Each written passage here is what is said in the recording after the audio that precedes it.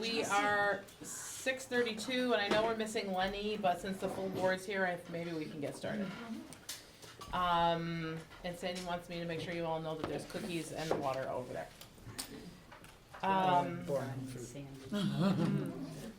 So I'm gonna call us to order at 6:32, and Caroline is taking notes back there. Thank you so much. Okay. The consent agenda? Before you, Launch. right, so are you gonna do it as a whole, or do you wanna take policies separately? You would prefer us to go separately, I take that? It's up I to don't you. care. I just have to tell you about a few changes. Okay.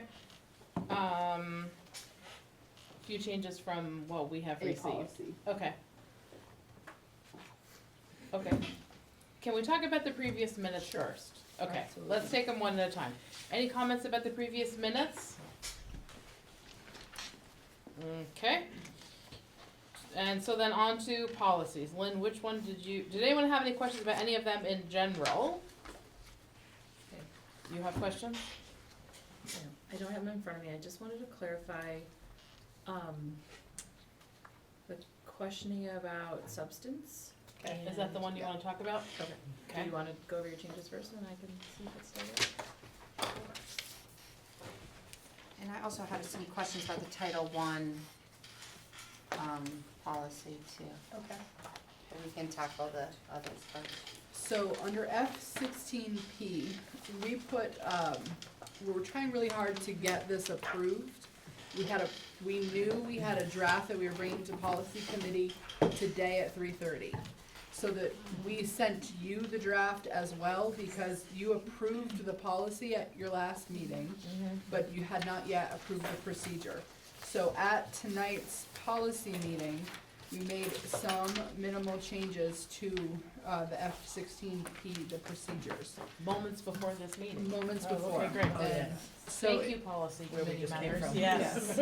So I'm gonna just refer you to some page numbers.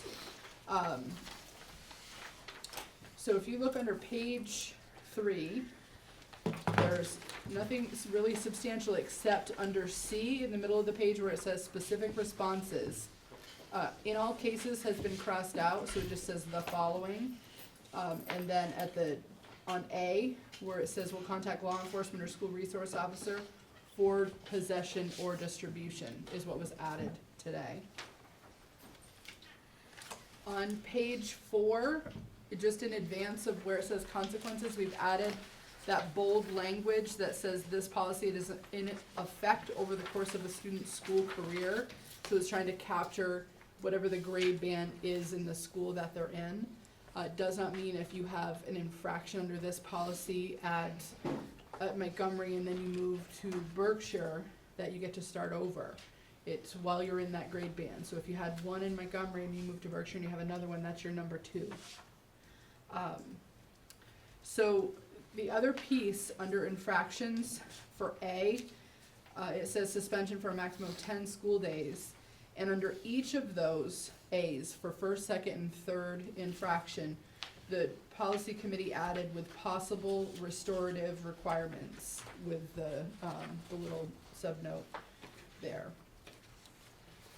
Under third infraction C, on that same page, And then, question though, but with the semantics there, suspension for a maximum with, are they concurrent? That you are suspended and it running concurrent, you're also doing restorative requirements, or restorative requirements could be in lieu of the suspension? it is up to and including a 10-day, it could be out of school, it could be in school, the principal has flexibility, and the principal has the ability to weave in both suspension and restorative measures in there. And those are listed on the last page. Some of them, yes. Well, there's a variety of them, a menu of them.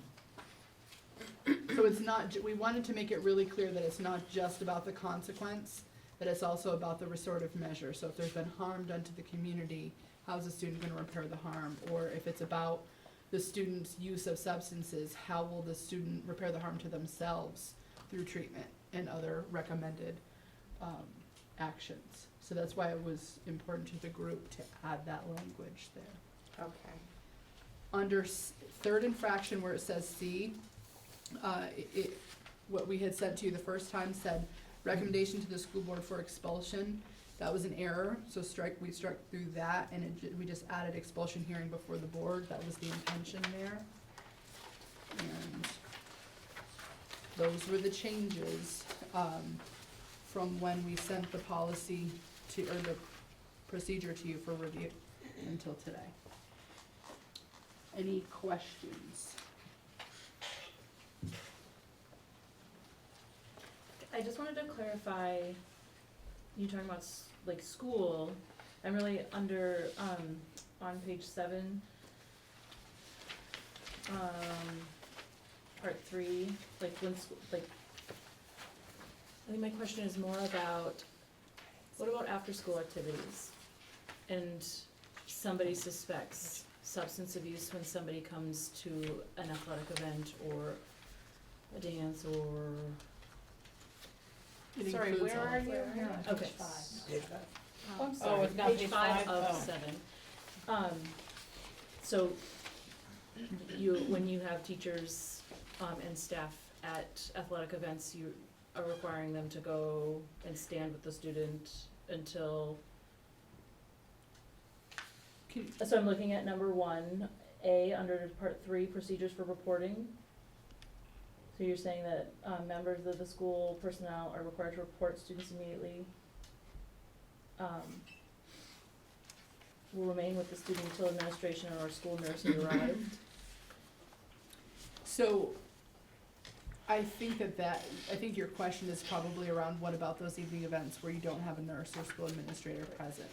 I think you would have a designee if that's the case, so if you have a evening basketball game, and your athletic director is your designee, it would be the athletic director, and that student, a parent would be called and they would be sent home. Okay. And if I were the administrator of the building, I would wanna be notified Right. pretty quickly, not the next day as well. Okay, this one, But it's definitely, after school activities. Yeah. Great. Did you have other questions or concerns, Erin? No, that was, I just wanted to make sure this was, when you say school, it's inside the building, but also school-sponsored events too, yes. Okay, no more questions about this policy? Mary, you Oh, I have just a had a quizzical quick- look on your face. Oh, well, I was just thinking a little bit about, it's a deeper dive into what are we doing within the walls of our building to do drug and alcohol education with kids, to try, we have a lot of policy around use or misuse and abuse, but I'm not as aware or up to speed with what's happening.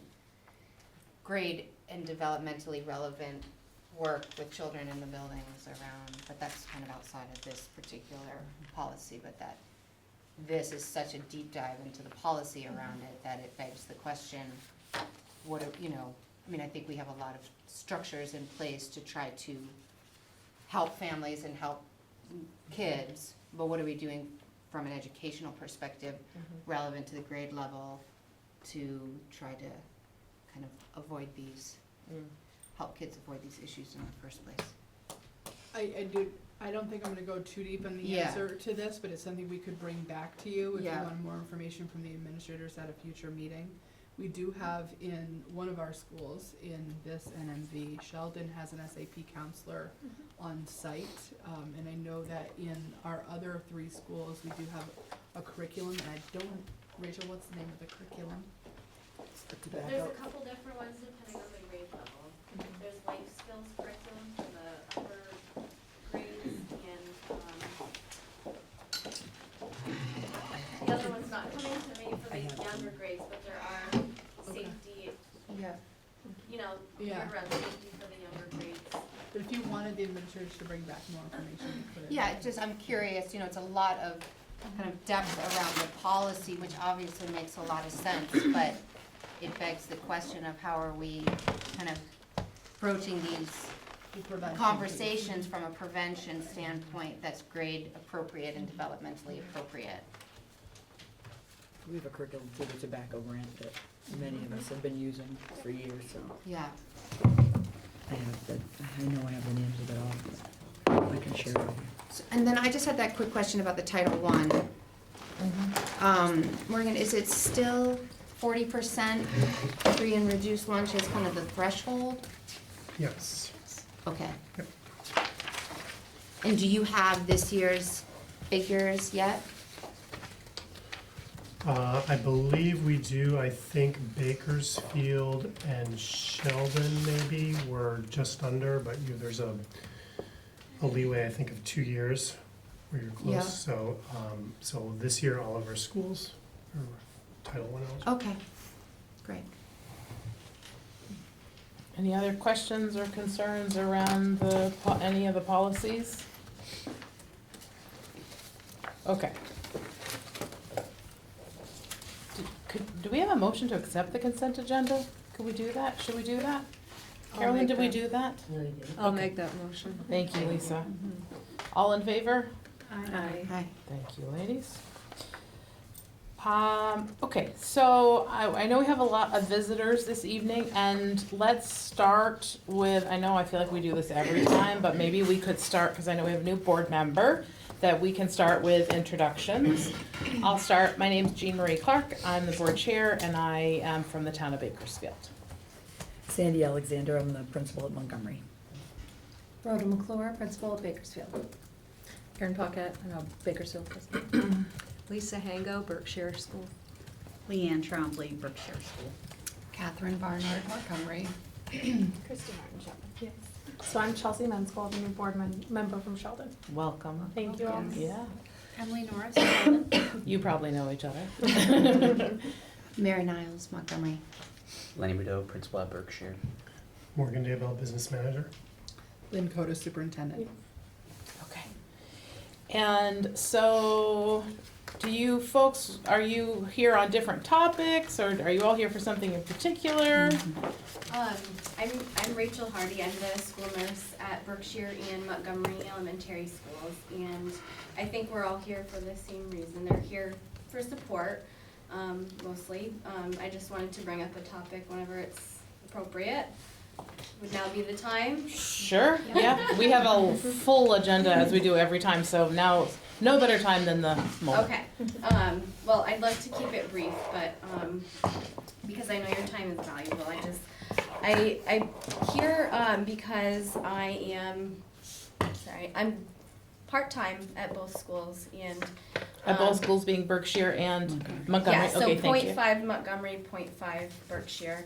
And for a few years now, I've felt that I'm stretched a little too thin. And so I've just come to voice my concern and hope for your consideration to make full-time school nursing positions in the schools that I'm at. And I have 6 copies here just to save paper. I didn't want to make too many, but if I want to just pass them around and sure. I gathered some data and did a little bit of search and research about what school nursing looks like in other schools in the area, and some research that the NASN and the American Academy of Pediatrics has done around school nursing in schools. And considering too Berkshire's size, also considering Montgomery's not as big, but there's an acuity level where there's certain diagnoses that require a lot of attention, and there's a lot of what happens when I'm not here, and how safe is it to keep delegating some certain tasks that I've been delegating. Is there a certain liability that is put on the people that, like when you're not here, for example, and then it's whoever else in your place, and isn't that a lot? It's a lot of, I think for them, mostly pressure and to do the right thing, not having a medical background or full knowledge. And hopefully I've done my job to delegate successfully and safely. There's certain things though that's, a non-licensed person doesn't have the assessment skills or, you know, the amount of college that I've gone through to be able to do what I do. And most of the liability per se falls back on me. If any of my delegates were to make an error in the heat of the moment, that's on my professional license.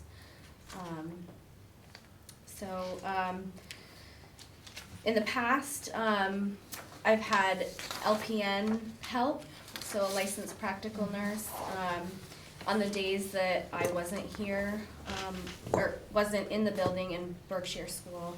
And when that person got done, we tried, but it was difficult to replace that person part-time, finding part-time help.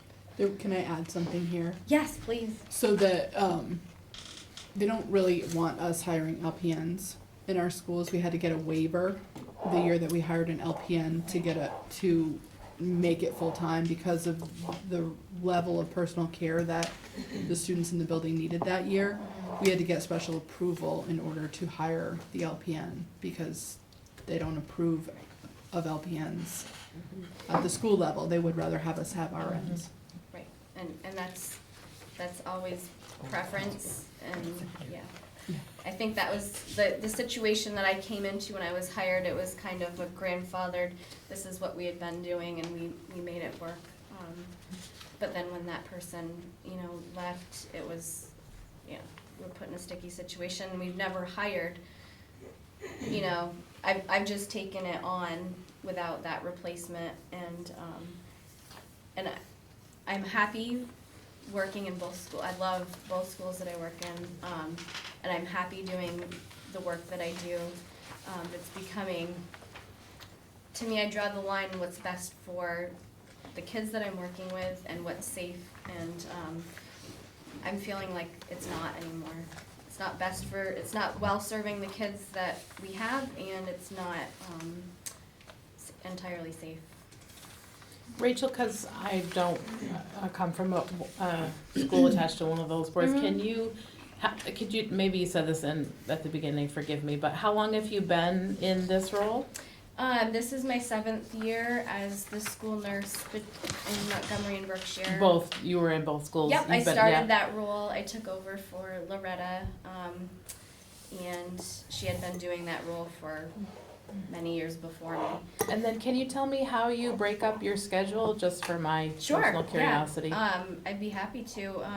So I am in Montgomery Monday, Wednesday, and Friday afternoons, and I'm in Berkshire Tuesday, Thursday, and Friday mornings. So there's even one day I split completely in half. Gotcha. Yeah. Okay.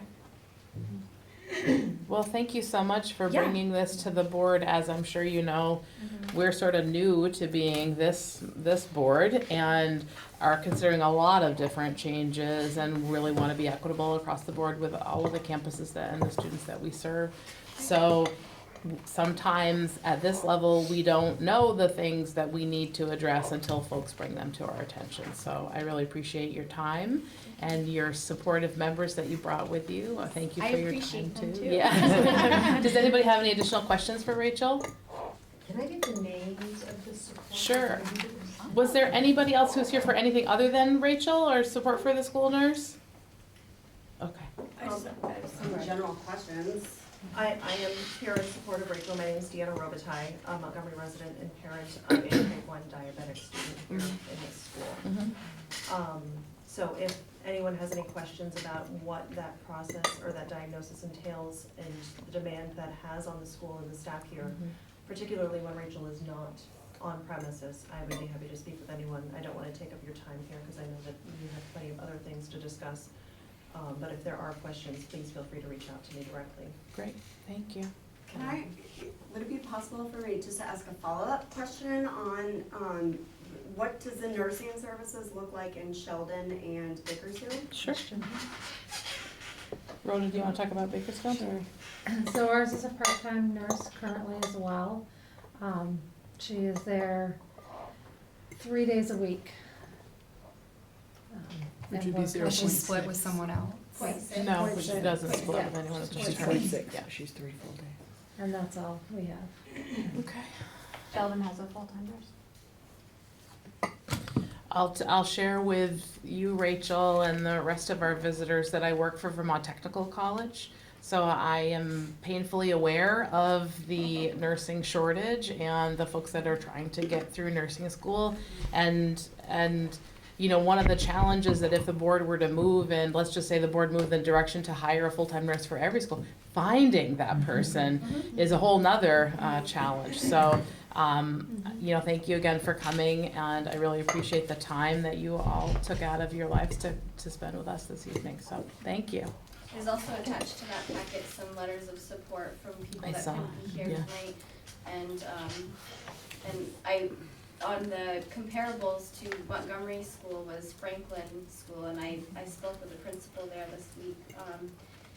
Their nurse is currently 0.6, but she said, get back to me on how this turns out, because she's interested in upping their coverage as well, because they're finding the same kind of struggles. Yeah.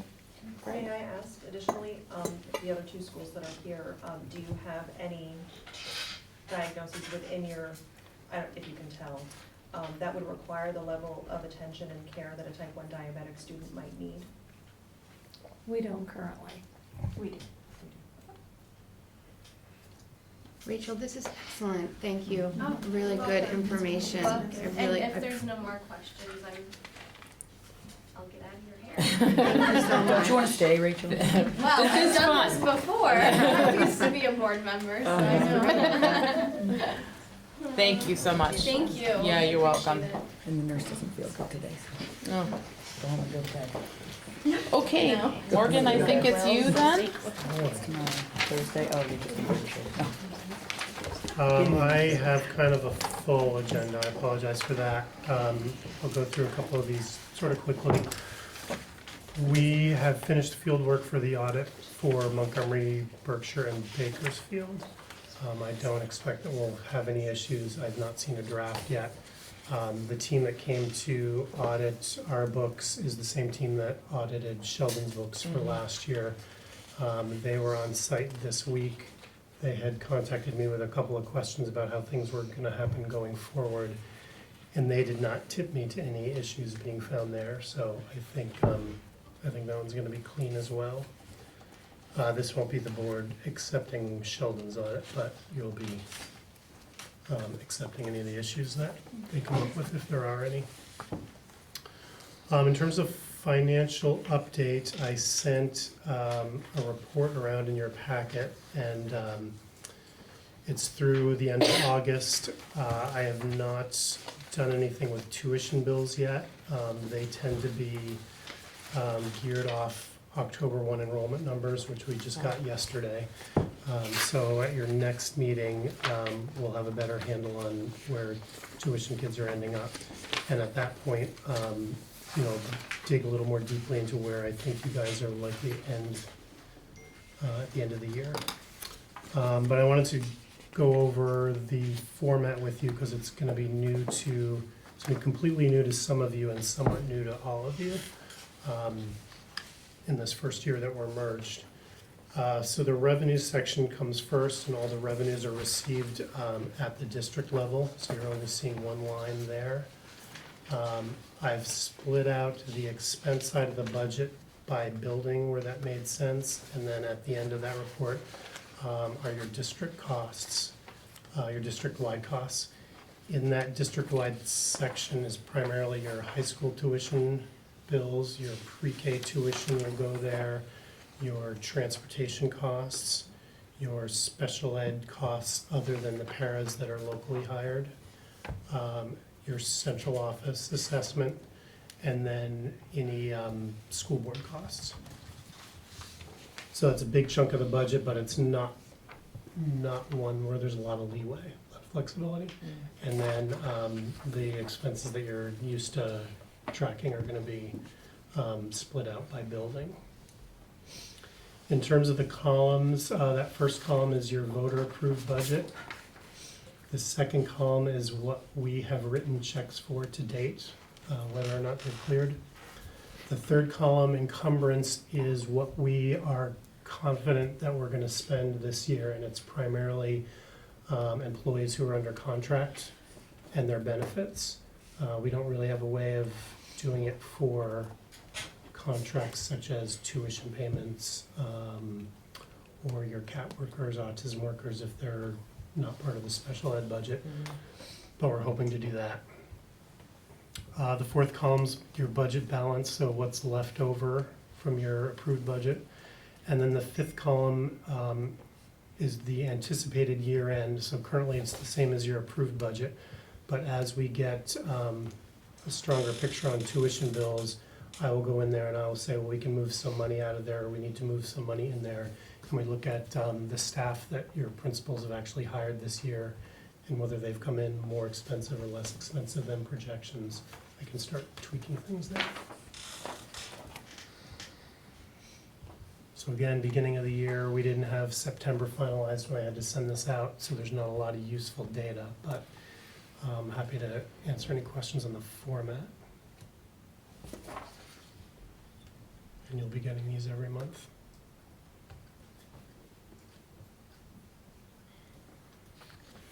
We're good. So moving on to your FY21 budget and your annual meeting. Lynn will be talking a little bit later about some of the background on decision-making, like what was brought up with the nursing positions here tonight. I've included the schedule in your packet. My hope is to have a first draft of the budget for you to look at your November 6th meeting.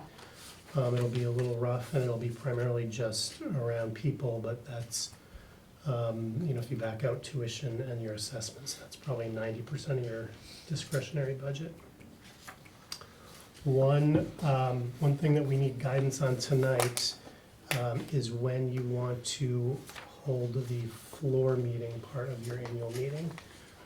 Your voters had decided that they wanted the Australian ballot vote to be on town meeting day, but the floor meeting is up to you to set.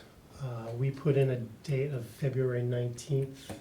I don't remember the logic behind that. I think we were trying to miss the school break schedule, which is the week and a half before town meeting, and then not put it on a weekend, obviously. So is this the informational meeting for all four, the combined budget? You can make it the official informational meeting, and it'll be the meeting where you elect your clerk, your moderator, and then do the business that is not Australian ballot. So it won't be for board seats, and it won't be for budget. So this would be removing the Monday night before Australian ballot. Which you can't do Monday because some of your towns have their town meeting on that night. And so I think one of the reasons why we went with the 19th is we had this conversation with the other district, and they were acutely aware of the poor turnout, and the wonder was about all of the families and community members that take a vacation over that February break. So they actually are gonna do it the Thursday before the February break each year. So I think the 19th is, I don't remember what day. Wednesday. The day before that. I will speak as a townsperson in my town, and in all of the years that I've been on a board, I've been incredibly disheartened about the number of people and the sort of category of there's very few parents of children that attend that meeting. There's a lot of retired people that attend that meeting. Would you? I wouldn't even say a lot. Yes. Thank you. Qualify that term. Yeah. That's not been the case in Montgomery. Yeah, that's great. We usually have A good excellent turnout. We Yeah. provide childcare, which makes it much easier for for parents to come. But your So- meeting tended not to be the day before town meeting, correct? No, some it was always the Monday after town meeting. Yeah, so Because people your are vote back is a, from was a vacation. different, right, Yeah. right. And the major difference is that they actually got to decide things at the Montgomery meeting. Right. Whereas your informational meeting was purely informational. Just informational. Yeah, that's the difference. And Yeah. Lisa, you could choose to have an informational meeting the night before. You're not gonna get great turnout on that, but I in will the not past choose you've- that, thank you very much. So you want us to pick that date now? Is that what you're asking us? It would be That would great be to great. pick a date now. I think that would be great if we could pick a date now. Well, I don't know that we can take your question right now, Sarah. Lynn, would you help me with that? So, Even in relation to I that, think that if it's in Hold on one connection second. to it, let's look for your visitor policy. it's just a question about the wording of the title of that meeting, Okay. rather than calling it informational, Mhm. saying annual, because that tells people that action will be taken. If it's just strictly informational, you Yeah. don't necessarily realize. Mm-hmm. I Actions think, taken. I don't disagree with you even a little bit. I think that this year, as our first year in this whole new world that we're living in, that we'll have to do different, kind of like marketing for that meeting, so everybody knows and as the very best that we can, knowing that the 20 retired people in Bakersfield will probably still show up no matter where I have it, and the parents are probably still not gonna show up, so. But I agree with you that we need to be really clear about what we're doing, where we're doing it, and when we're doing it. I would really love, and I know I mentioned this like 6 months ago, wouldn't it be great if we could be like Facebook Live with some way that we can have some like streaming into, and maybe folks might not necessarily be able to ask a question, but if they were able to at least Observe it that listen, yeah, so maybe that's a question for Dominic. I mean, I could ask all my IT friends at the college, but I would be curious to see if the VSBA has examples of schools, districts that are doing that. I know we're not the only new district, and I know we can't be the only district that is so sort of geographically dispersed. But I think there would be value and some appreciation if we could do something like that for folks who either, like it's far for me to get from my work in Williston to here. I'll just put that out there. It was an hour and 20 minutes for me to get here. So if we have the meeting here, that's great, but that's an hour, that's a far distance for a lot of members. And if we put it in Bakersfield, it's a far distance for our Montgomery friends. So acknowledging that issue and trying to do something about that, I think would be good. And yeah, maybe the VSBA is a good one to ask for some guidance. Would you be able to do that? Ask them? Well, I'm not on the board anymore, Lisa, but Well, thank you for right. asking. We have the board retreat in a couple of weeks. So Right. we could ask. Right. And then there's the regional meeting so Monday. Monday, we were, one of us is gonna mention this later, Monday at Enosburg High School is the Vermont School Board Association regional meeting. They're right in Enosburg, free dinner, and a lot of really great information. So I will be in attendance as a former board member, and if any of you would like to go, I would highly encourage it, and we can ask them, I can ask somebody then, yeah. Okay, so back to the question at hand, which is what day should we do this? I, being someone that frequently is away. In for February? That break, would say that Wednesday would be ideal. Thursday would get a little fun, but at least those- Did you say Thursday is when Enosburg's Day? Mhm. Yeah, so we can't do Thursday anyhow. Good, so, yeah, I'm good on Wednesday. You're an early flyer, aren't you? Yeah, Is it going to be? mainly to get back for I don't Tony think we've Sunday. gotten to that part yet. Okay. So, Thursday is the Enosburg Richford one. Nope. Do we have to pick that now? You don't have to pick that now. Okay. We just want to get something on the calendar so Yeah. that we make sure that your administrators are all available. Anybody against that? Okay, I feel like it's so far away, it seems like a fine time right now. It's open in the calendar right now, so might as well put it in. Yeah. Okay, so February 19th. Yep. Thank you. I've got the update on the Sheldon project and then one other under mine, and I'll help Lynn with some other things later on in the meeting. To bring everyone up to speed, we've engaged Black River Design to take the project to bidding with a general contractor.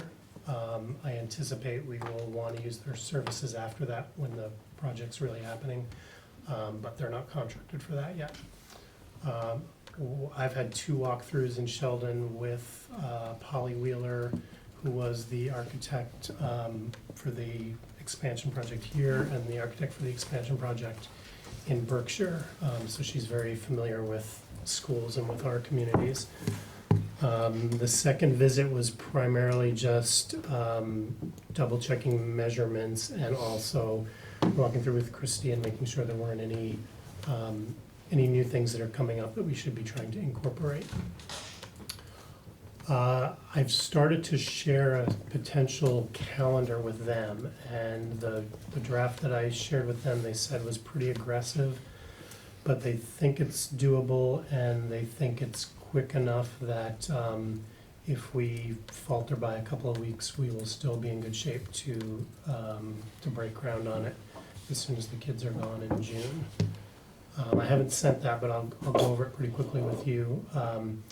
We would require pre-qualification packets from contractors on December 2nd.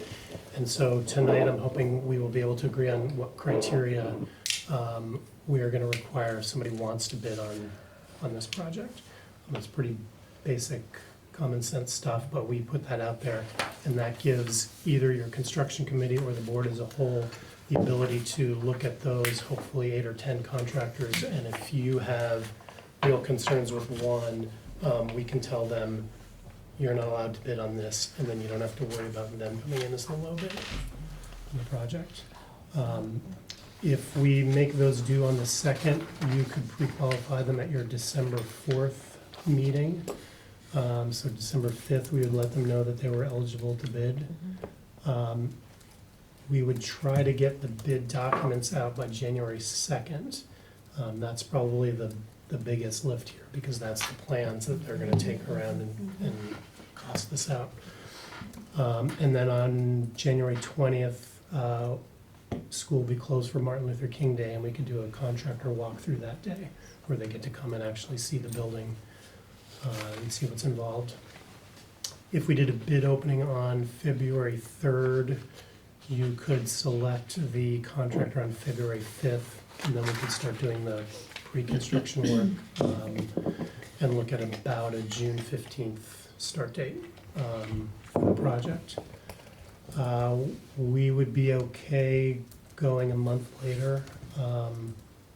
Again, it is aggressive. I'm not sure we're gonna get the bid documents out in time.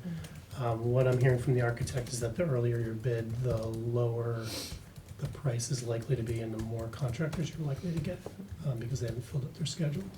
So Is there's this certain. considered in this world a big project, a small, a medium, like if somebody categorized this? I would say it's gonna be considered small, so you're gonna get outfits like Kingdom Construction that did Montgomery's expansion and has done some small jobs for us since then. They'll be very interested in bidding on this. Spates, who did the Berkshire project, will be very interested in bidding on this. I don't know if the huge players are gonna care. Will want to, yeah. Something that we're expecting is gonna come in around $1.5 million for the construction piece. Yeah. I ask only because I have to manage construction, and like, we had a big, what was to us a sizable roof project that the big roof companies that said they were gonna do it, like, we were an entire year behind. Right. They were like, oh yeah, sorry, we didn't get to this, and we had something, $5 billion project we were working on, so, yeah, good. Hopefully that's good, Hopefully. yeah. So are there any questions on the schedule? The reason I asked that is because of the schedule, and are you trying to get out early to get the big dogs to bite, or to get on somebody's schedule? And part of it is you're trying to get on somebody's schedule, yeah. Trying to get as many of them, because the earlier in the year, they don't have their calendar filled up, and Right. so they're gonna be more aggressive going after stuff. Right, If they are already busy for the summer, they're not gonna be interested in a school, Yeah. because they know they're gonna have to put a lot of resources into yeah. getting done by August. And did we make a decision last time if we were gonna have a construction committee, or are we doing You this? have a construction committee, you Okay. haven't said specifically what Who they're allowed those- to do. Oh, okay, all right, So, okay. so one of the things that I would like tonight is either approval of the pre-qualification requirements. I sent those out to you by email. I can kind of read through them again, and we can make additions on the fly if you want. If you're not comfortable doing that, it would be great to either delegate that to the construction committee or agree to make that decision outside of the meeting online. The criteria that I sent to you are ones that we used in Berkshire, which is the most recent big project. They are pretty straightforward. So it gets at experience in similar sized school projects, track record within the state in the last 5 years, ability to stay on schedule and within budget, to take care of your subcontractors, to return to complete warranty work, commitment to the area, prior commitment to the area, so not just Vermont itself. There are a few things like fairness on change orders, sound project management. There are areas where if you've got somebody that you have some concern with, you can dig a little deeper into their history there, and that might be a reason that you would choose not to pre-qualify someone. Ability to maintain safe working conditions, experience working around kids, positive reference checks, and the ability to get performance bonds. I did run these by Black River. They were comfortable with the criteria. They were the ones who helped us develop them 5 years ago when we used them. So I'm happy to go forward with these, but if you want something added, we can do that. Thoughts, ladies? I will make a motion to accept these and have the construction committee use these. I think they worked very well in Berkshire and served us well also when we did have any issues that came up. So your motion could be just to accept them then, if you're willing to do that. And then we will know just before, let's see, just before your December board meeting, who has submitted pre-qualification packets. So I think we can do the selection of bidders at your December meeting.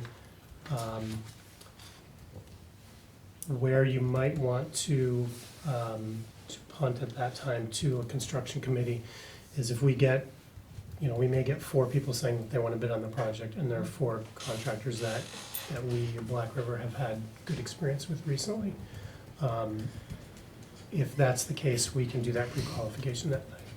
If there's somebody new that we haven't really heard of, or somebody old that we're hearing has not been doing a good job recently, we're gonna wanna do some digging into references, and that whole process is gonna have to be kicked out 3 weeks. And Leanne, you weren't on the board when we did the project. So Lisa, you were on the board, and you were probably one of the people tasked with, calling principals, calling board members, calling old subcontractors, and getting information on the 1 or 2 folks that we hadn't heard of. I feel like we did several, not just 1 or 2, and it was very time consuming because it's really hard to get people to return phone calls in a timely manner. Well, if you have, like 10. Yeah, we had a lot. yeah,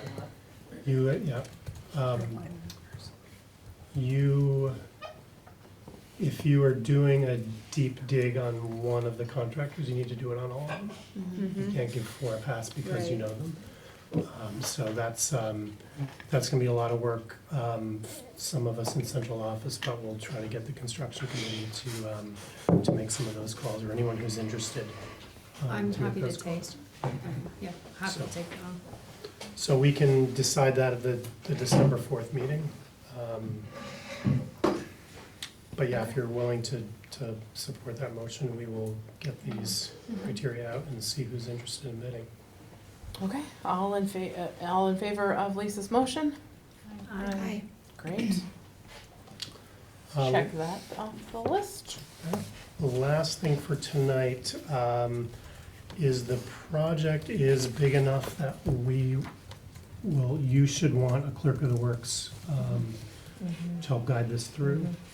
One of the other discussions that you guys have already started having is around this idea of a facilities manager position, who's somebody who would really look at systems across the SU or across the new district, so that you're not having to hire individual custodians with those skills.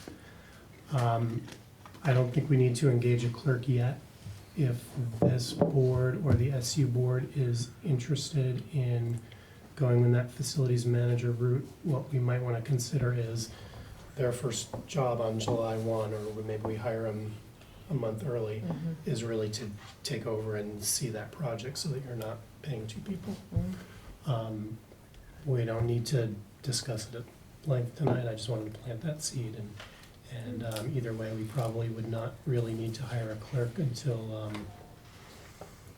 maybe December. And if you are going the route of a facilities manager, the discussion with the clerk would be much different. It would be basically to help us with the architect and coming up with the plans and making sure that there's another set of eyes looking at what they want to propose. I kind of would like to talk about the facilities manager position now. Do you ladies want to take a moment for that? Sure. So Chelsea, what we're talking about is all of the buildings have janitors or something like that. And we are talking about hiring a facilities manager that would manage all of the campuses and really take the infrastructure piece off from the plates of the principals, because they end up spending far too much of their time managing, like, oh, is it time to have the furnace service? Like, oh, they told me this is wrong. How do I know, right? So hiring a person who has that knowledge and, like I said, would service all of the campuses and work with the current staff that's in place. I love this idea. I just really think that, and I shared this with you folks last time, I spend a lot of my time, the last phone call I had before I walked out the office door was with a facilities manager for the college. I spent a lot of time with him. He knows so much about so many different things, and he can say, like, oh, it's time to, yes, the valve thing actually is legit, or like, no, you don't need that. So I think that it is, in the world that I live in, if I say I'm gonna hire somebody for $50,000, then approximately half of their salary is benefits and retirement, and tuition remission and so forth. So a $50,000 person really cost me 75 grand, right? I think that if, let's say that's what we pay this person, I think that the savings that we would make on not making foolish decisions, because we don't know that we're making poor choices, that we will reap the benefits of that in really a short amount of time. So that's sort of my soapbox on this. But I do think, as you laid out your budget calendar here, I want to push for that, because I want to help you stay on time with your calendar, and I want to take this big burden off the shoulders of our administrators to let them do what they really want to do. So I was gonna talk about this under other, but. Sorry, I stole your thunder. So I was just going to tip this board that the conversation's going to the SU board at their October meeting next Monday or Tuesday. Yeah, Monday. And I definitely I've expressed this idea to each of the boards and have felt like most people understood the rationale behind the facilities director. Definitely heard from some people on this board wondering about the scope of the role, and that's really the conversation I'm going to ask the SU board to engage in. Is we could look at this in a couple of different ways. We could look at a facilities director being at an SU level and looking at our 10 campuses, and having that person be in charge of all of it. And we could also look at it through the lens of district level, and we could say, are we more interested in having someone whose task is the facilities management of these 4 campuses on this district side? So you have members of this board who are going to be at that SU meeting, so it wouldn't hurt to have that bit of the conversation here at this table to feed your thinking into your SU board members. I'd like to start with the SU level and see what kind of qualified candidates we could entice, because I think it's going to be more financially feasible at the SU level, especially if we get a high-level candidate who has a lot of experience in various building fields. And then maybe if we don't find the right candidate, then talking about district level. And that's just a thought that I just came up with 2 seconds ago. Mary, you talked to like a facilities manager in Burlington, right? Yeah, I've spoken to a number people. of facilities, property managers So- from various somewhat larger school districts, but, I mean, the fellow that I spoke with in the Burlington School District, and I kind of ran that down at the SU meeting last month, you know, what he is in charge of. I mean, he has an unbelievable kind of subset of 3 HVAC people, 3 electricians. I mean, everything is kind of in-house, Yeah. but under his, you know, it's a scale that we could never kind of Right. match or need necessarily, but he felt like it was well with a capable, qualified individual, that if we hired at the SU level, that for a qualified person, they could absolutely kind of oversee all 10 campuses. I mean, and then there's a lot of kind of division of, you know, that person would be the one finding, rather than each individual principal trying to hunt down a plumber. Mm-hmm. It's Yeah. that person who finds the plumber and starts kind of finding their team of people that when an issue arises, they can call them. I mean, it's a much more efficient way to kind of manage. And then, you know, he talked a lot about how he has that bird's eye view of the facilities, where he kind of knows what is urgent and acute, what needs to be done in the next 3 months, the next 6 months, the next year, and so on and so forth. And that really helps from a budgetary perspective, kind of understanding what is immediately needing tending, and what can, you know, what you need to kind of project for in the future from a budget perspective. I mean, they have it as a definitely a well-oiled machine. This guy has a, you know, kind of a diverse background. Was in the trades for years, so he can kind of speak that language, understands kind of the systems of the structures themselves, but he also was in hotel and kind of management for a long time, and he's had a lot of kind of managerial experience because he's got this whole team. But it's nice because it kind of straddles both, so he does know whether it's legit when the person from the fuel company is saying all these valves are busted, you need to replace $8,000 worth of valves. He knows whether that is actually a necessary project or not.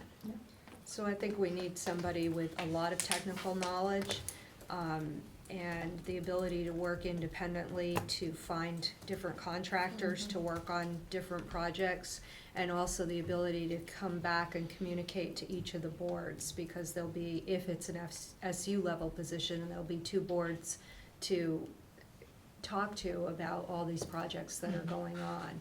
And that's something that, I feel like Morgan does a lot of that now for us, but it would take a lot off your plate. And I think it would be a nice thing to do to look for one individual for our communities, because the point of this merger was so that we could have efficiencies of scale, economies of scale. So I think to look for one person first would be an appropriate step. I think those people are out there. We recently they hired for are. an assistant facilities person, which was really more of a hands-on person. But we got like a fairly large number of people that were facilities people, you know, had formerly worked at Keurig and places like that. So they're out there. I don't know how much they want for a salary, but. So I think as an SU board member, it sounds like you are all supportive, and when we go back to the SU board next week or whenever that is, that we can bring this as something that we're all supporting. Does anyone have any like real concerns about this? No, I think your bigger picture is the retention of your principals, and this Yeah. will Yeah. make huge strides in keeping people happy and able to do their job. Yeah.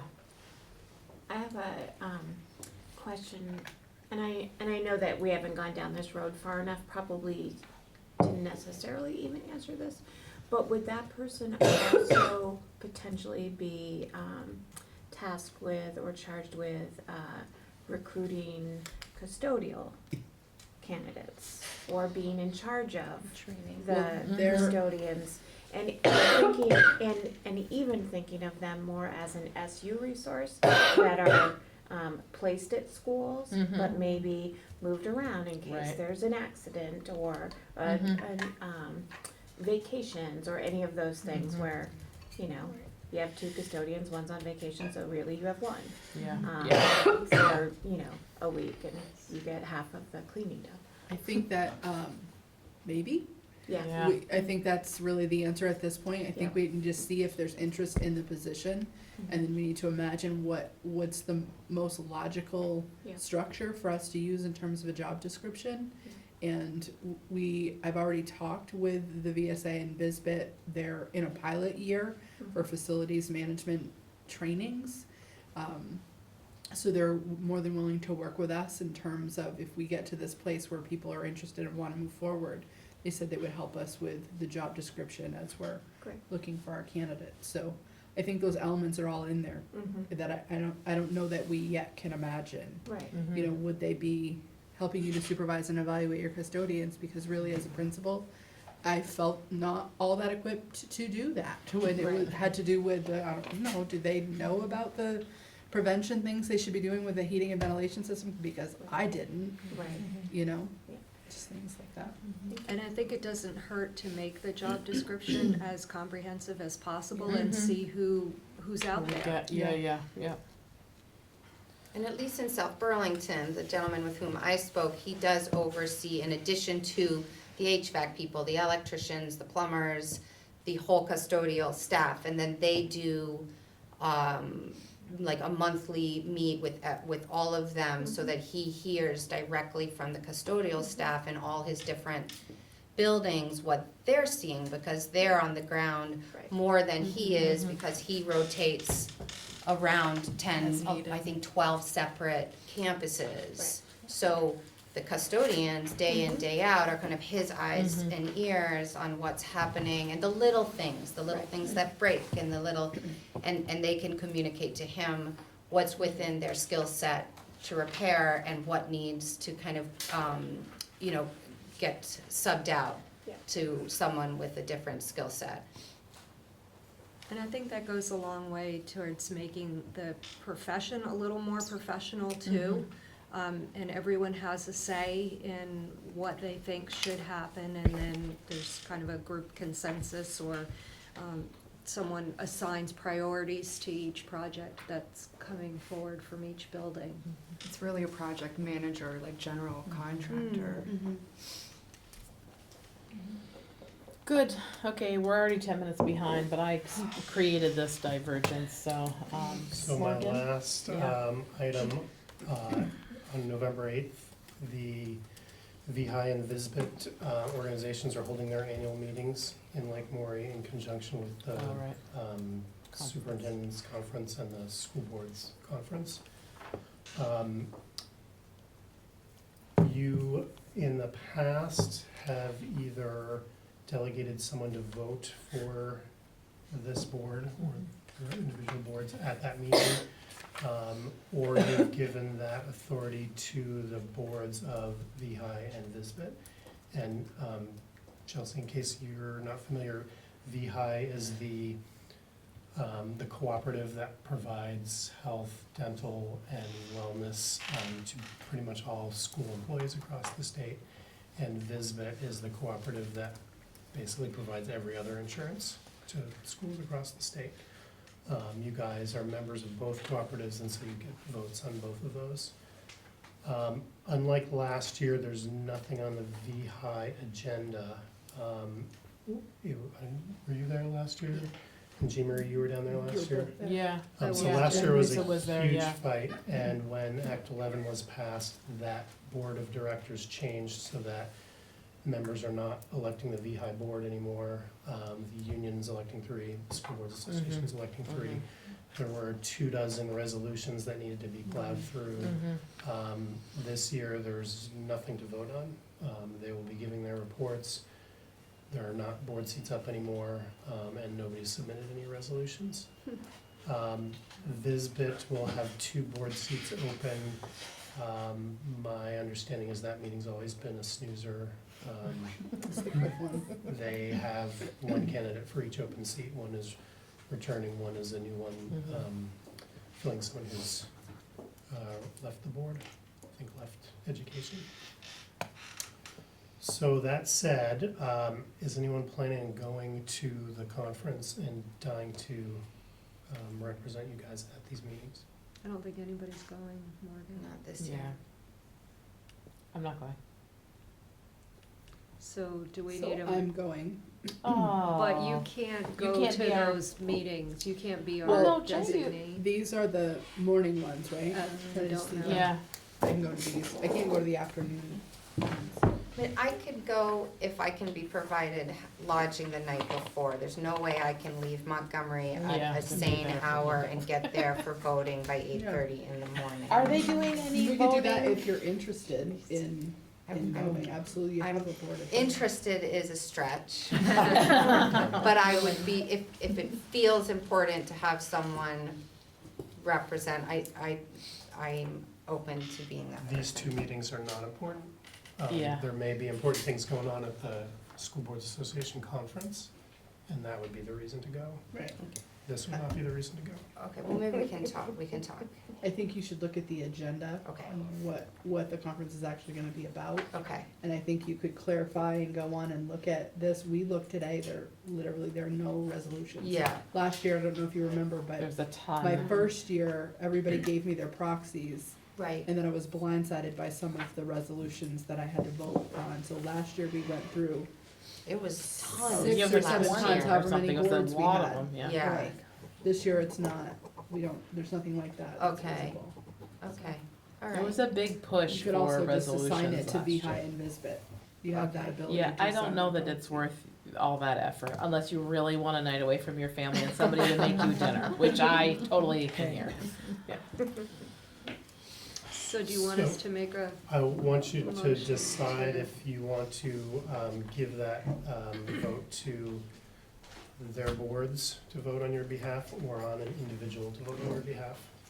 You're gonna hope is gonna show up. And so voting on our behalf on what, there are no Yeah, I think Board you're- seats. You're gonna accept reports and you're gonna elect 2 board members to Visbit in uncontested races. Right. We have no one better to offer up. Okay. Okay. It's Who would- it's low stakes. Yeah. Okay. Who would like to make a motion about this? So board or individual? Board or somebody make a motion. I'll And- make it. Thank you, Lisa. Do you want And it what to do be you a wanna board or make an it? individual? I'm fine with the board speaking for us. I don't see any reason why Lynn has to sit through those meetings since she's gonna be the only one there, or Yeah. Mary. Yeah. So then there are 2 motions, and Caroline will send you the text for them. The first is a motion to appoint as its true and lawful attorney the Board of Directors of the Vermont School Board Insurance Trust with the power of substitution for it and in its name to vote at the annual meeting of the Vermont School Boards Insurance Trust to be held on the 8th day of November 2019, or at any adjournment thereof, with all the powers it should possess if personally present through its authorized representative. Clear as mud. Right. It's exactly what you were trying to say, right, Lisa? Yeah, And and it they're not sounds doing just that like what voting she by said. Can you repeat phone that? Yeah. anymore. Remember they tried doing the voting by phone? That's what I was gonna ask. Yeah, It was they're a not doing that. disaster last year. It was, Yeah. it didn't work. Yeah. Okay. We had to vote by phone from the floor too. Like, you Yeah, really had and to do people a were trying different- to, it was not good. So yes, I made that motion. Okay, all in favor? Aye. Any opposed? Okay, And the second Thank motion, you.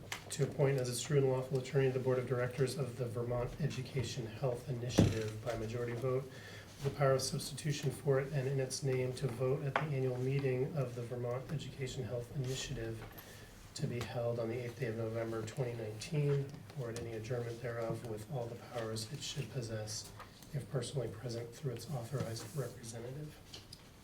who wants to make that motion? I'll make that motion. Thank you, Mary. All in favor, signify by saying aye. Aye. Anyone opposed? Okay. That's all I got. Oh, shoo, okay. Okay, Lynn. So the union has sent us the notification that they would like to negotiate this year, which we knew was coming because our agreement ends this year.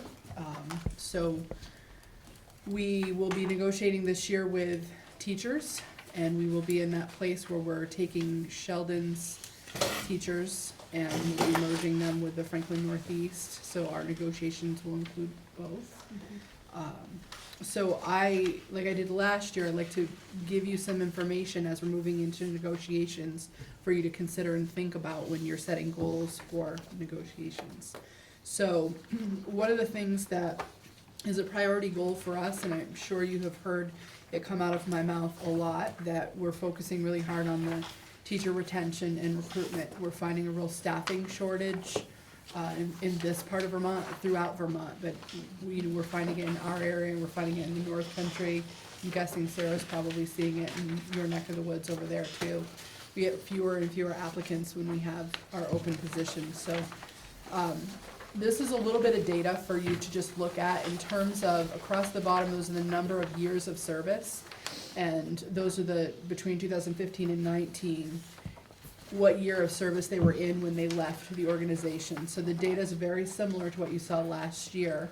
It's still the majority of the people who are leaving the organization have 4 or fewer years of experience with us before they leave. And this is leaving for any reason, like these Right. folks in the 30 category may actually be retiring, right? Yes. Yeah, okay. It's leaving for any reason. And I would just say Probably the that people at 2 years aren't retiring. No. we've captured a few people from Sheldon who didn't come back this year, but for the most part, the bulk of this data is Franklin Northeast as it Gotcha. was last year. Gotcha. So I also sent you the teacher retention survey results electronically. I have the color copies if you want to take a look. So they're much prettier this year because Courtney is more skilled than I am at making it work when it doesn't print out. So we were really trying to get a sense over a couple of years of what this looks like. What are some of the trends of why people are leaving? We did not have as many responses as I had hoped to get this year. So this is a compilation of all schools. This also includes Sheldon's data. Sheldon only had 2 that completed it. So this survey is sent out to them electronically at the end of the school year if they're not returning. So we can get a pretty good sense of, the variety of different districts that they were working for last year and what some of the reasons were for leaving.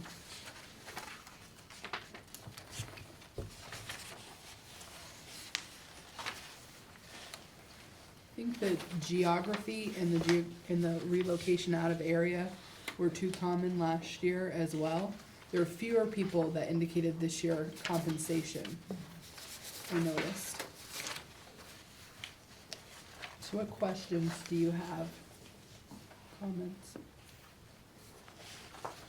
I know Rick had asked from Enosburg about the year priors. Mhm. That was emailed to us, is that correct? Yeah. Yeah.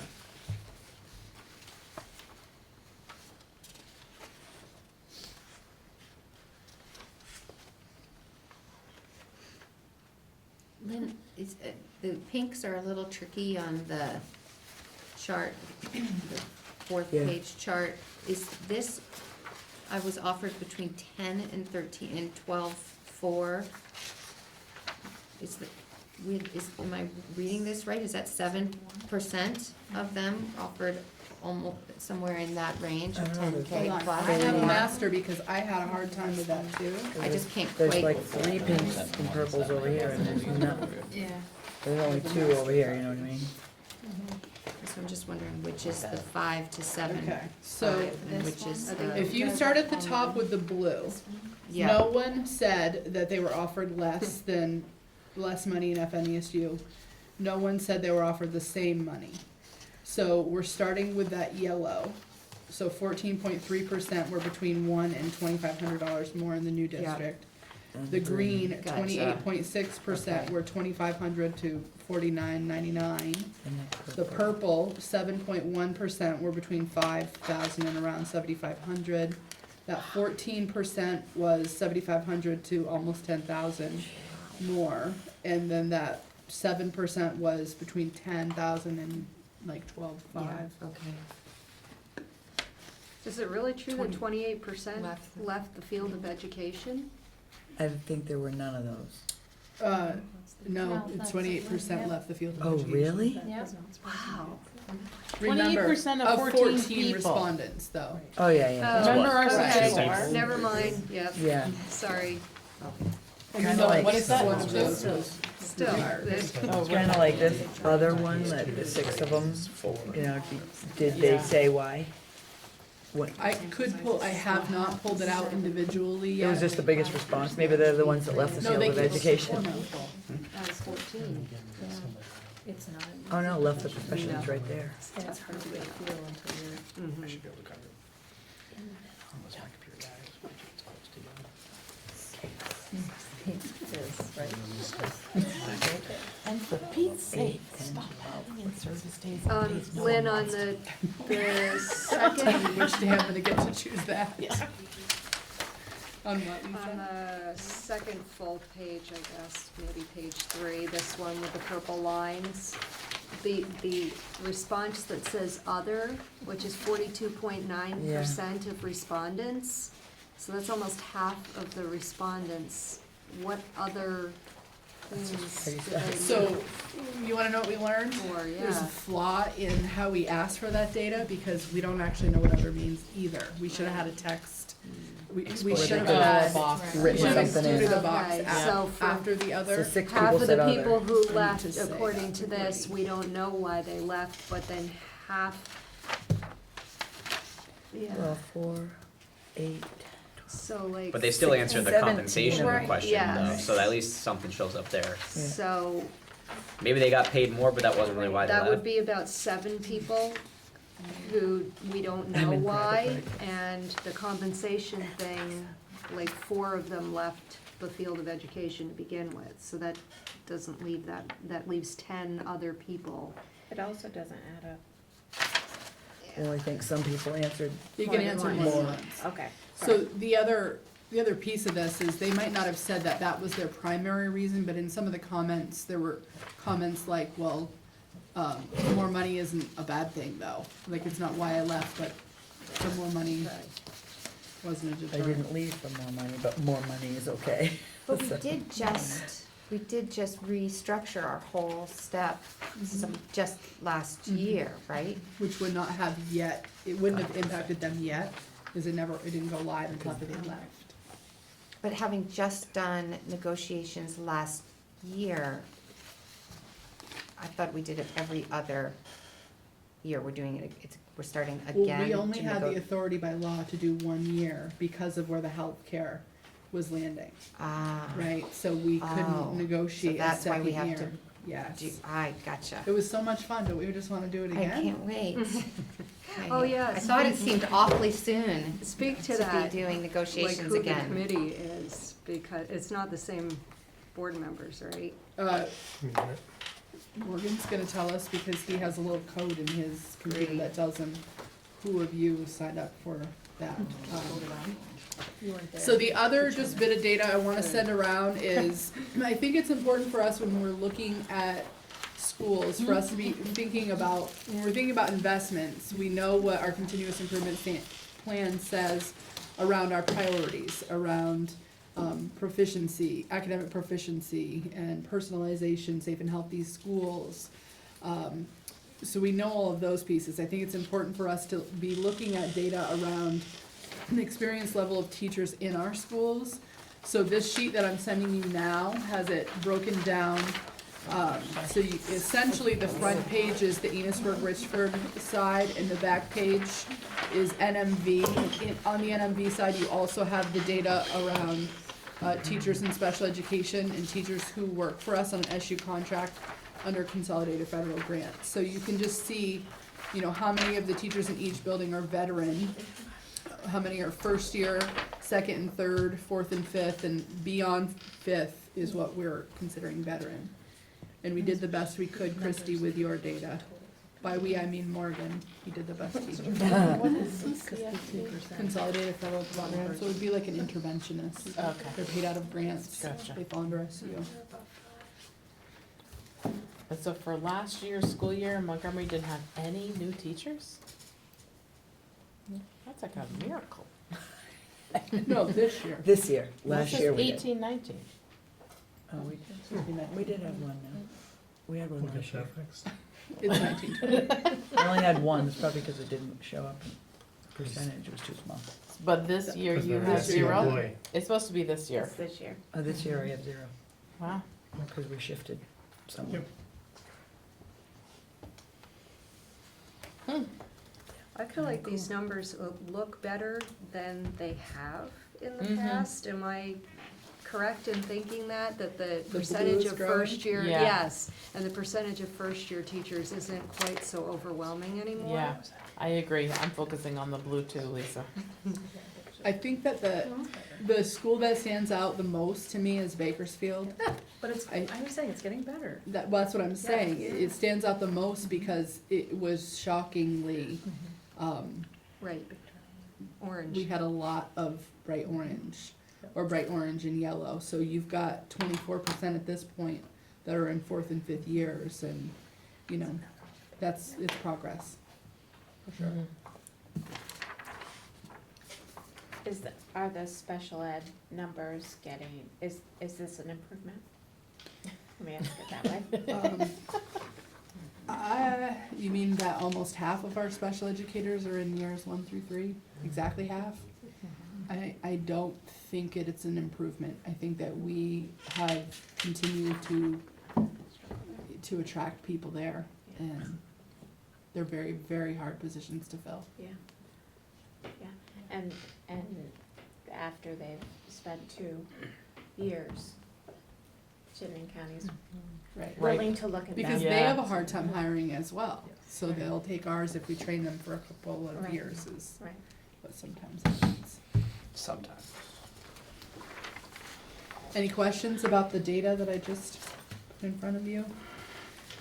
This is just to get you thinking and plant some seeds so that when we talk again about negotiations and we talk about what are some of the goals that we want to work on, my hope is that we're data-driven and that we're really focused on the goals that we've established in our continuous improvement plan so that we can keep our eye on moving forward for our students and meeting those 5 goals. So, you are in a place where I typically would be encouraging administrators that are due to negotiate this year to come to the board with proposals. And this year, for now, you have Sandy, who is up to negotiate a new contract. However, I am going to recommend that we don't ask Sandy to come back with a proposal in October or November. I think that December would be a better timeline. So we know we're in this place where healthcare is being negotiated at the state level.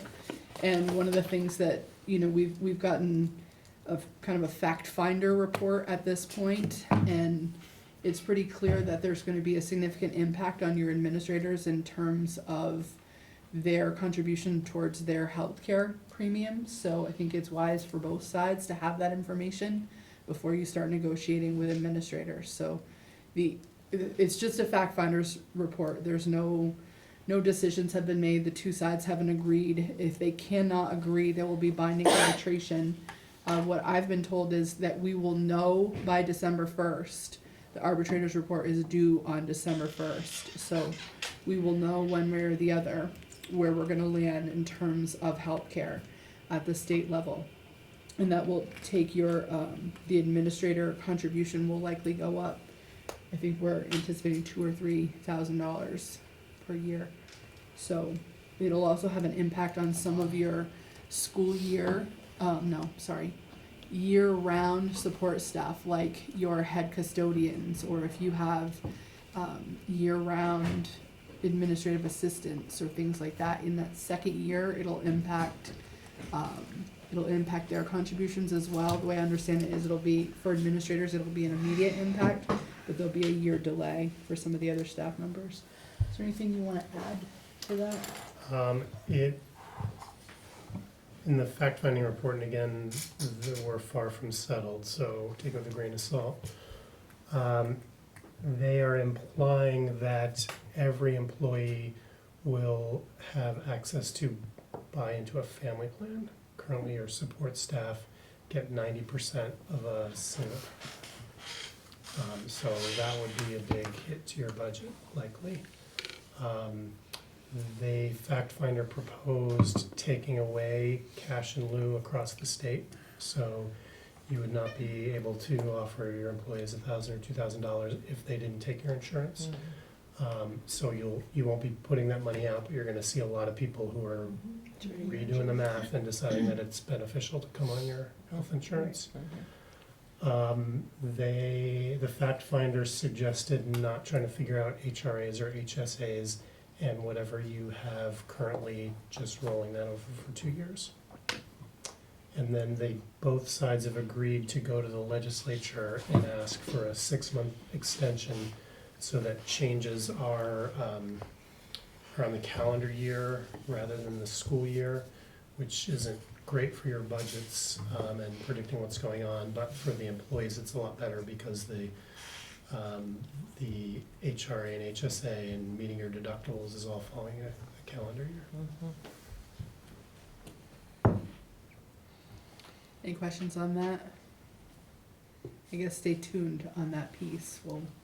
It'll be interesting to see how they're gonna come to a common place, or if they'll be able to come. Lynn, Morgan, can you just remind us who is on the negotiation committee? Yes, I can. For your side, from NMV, it's Jean Marie and Leanne.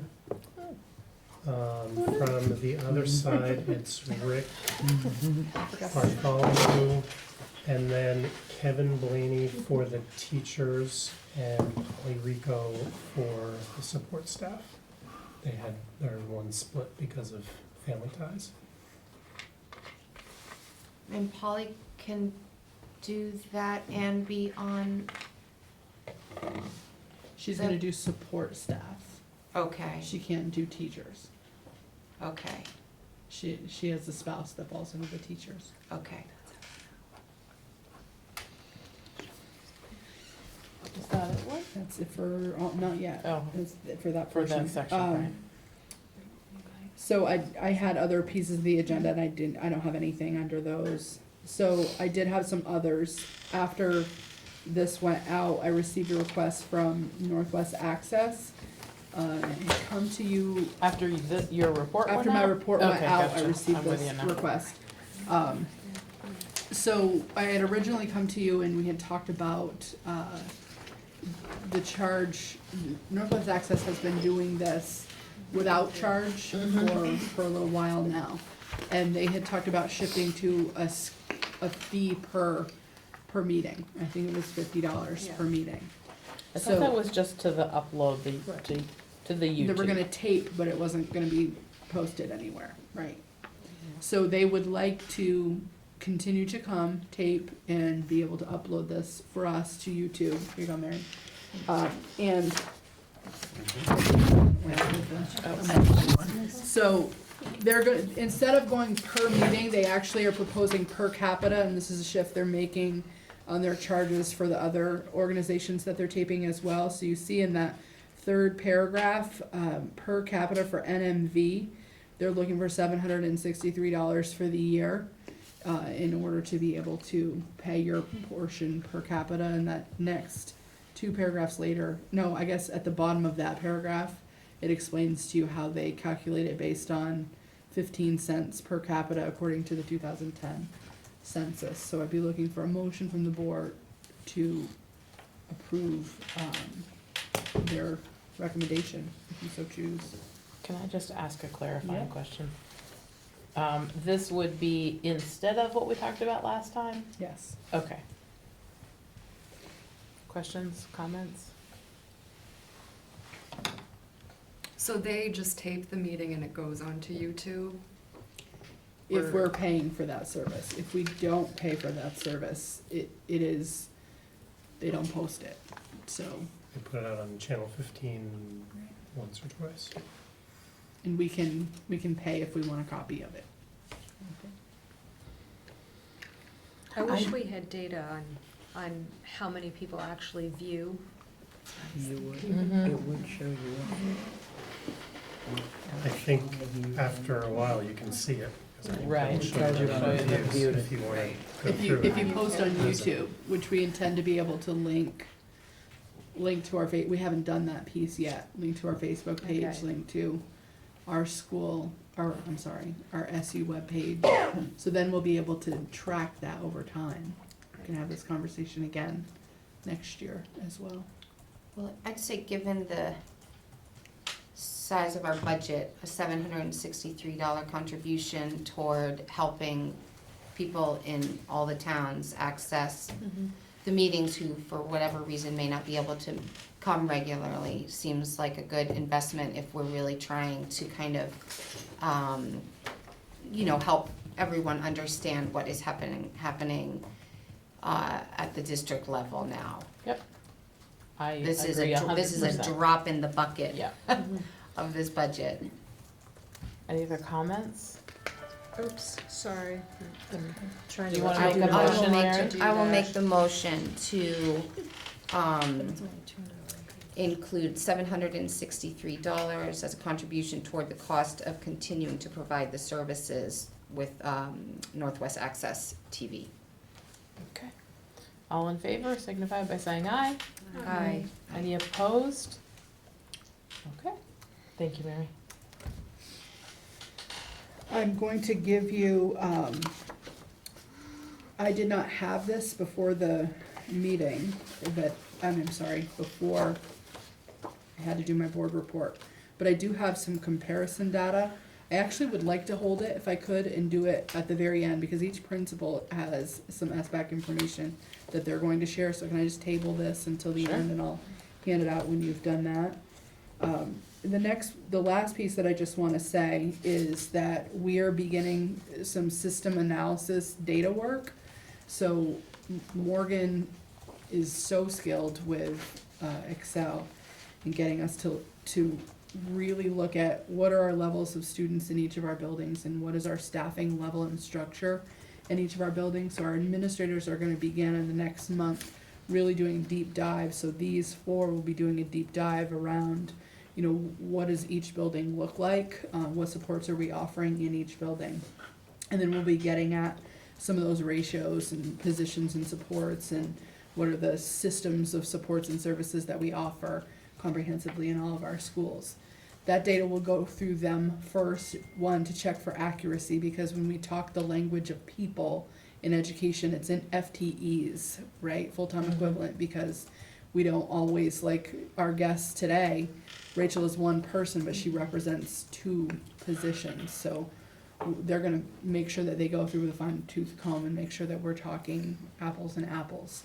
So you can be looking in November for us to start bringing that level of data to you so that you can get a better sense of how we can look comprehensively at all of our schools and what are some of the goals that we want to try to achieve in terms of excellence and equity and efficiency, all at the same time. So I wanted to just tip you to that. And we've already said this, I had 2 reminders on my list. We already said that regional board meeting is Monday at 5:30. I sent that out to all of you. You're welcome to go attend that. It's a good opportunity. It doesn't come to RSU very often. And free dinner. Yes. That Dawn Making me Reed hungry. is cooking, so I Well, think any for somebody night else. I don't have to prepare dinner is a win in my book. And then the last thing is just a reminder that on October 16th at 5:30, we have our board retreat at Enosburg. So just wanted to remind you of that. And if anyone is interested in going to the VSA VSBA fall conference, just give us a call at central office. Doreen can get you registered for that. And if you need housing, just let us know. Okay? Mary and I and Lisa have gone, I've gone a few times. I think if you haven't ever gone, if you just want some time away from your family at a beautiful resort, then I highly recommend it. But they really do have some great presenters and great, I was gonna say vendors, but it is vendors, and like the folks from the after-school programs were there, and, last year they had, I think it was at that conference, they had students in there, Yes. and so it, you know, if you're able to take the time, it's usually during the week of Columbus Day or Indigenous Peoples' Day, and they've moved it to the beginning of November, so I'm not able to go this year, but anyhow, you have the time. It's also a pretty really great. good opportunity to network with other board members and just get a sense about how things go in other boards around the state. I'm all done. Okay, Just in case you wanted to know how many views are of. yes, what do you got? The Enosburg-Richford meeting, the last one had 68 views. So that's a lot more That's than more I than I thought. thought. Well- So I guess it is really worthwhile That's really good. service. So thank you to And I Northwest do Access enjoy TV. being a YouTube star, as I'm sure the rest of you ladies do, right? So, but I think like you said, if we can get to a point where like we're linking those to our Facebook page and sharing, Yeah. like we have a community page, you know, there are people that are vested in our schools and aren't going to make the trek out of their town, so, it's a small, like Mary said, it's a really small amount of money, and I think that for the, just the effort, it's certainly worth it. Okay, principals, shall we go in alphabetical order this time? Rhoda, do you wanna go first? Sure, why not? So I sent you, my board notes tonight, cause I realized that you did not have them. They weren't in what was sent to you. So hopefully you can all access those. So I'll start with, personnel, our guidance counselor update. We had a model lesson, from a candidate on Friday, September 27th, and we have gone ahead and hired Charlotte Farrell as our guidance counselor, for 80% time. She'll be working Tuesday through Friday in our building, and she will be starting in the middle of the month. We're going back and forth on if she's gonna start on the 15th or the following Tuesday. So before you go on, the board gave us authority to hire away from the table to fill that position, but it would Yep. still be good to do a motion to approve hiring Bakersfield's principal. We already have one of those, we're hoping for a guidance counselor this time. Who wants to make that motion? I can make that motion. Thank you, Erin. All in favor signify by saying aye. Aye.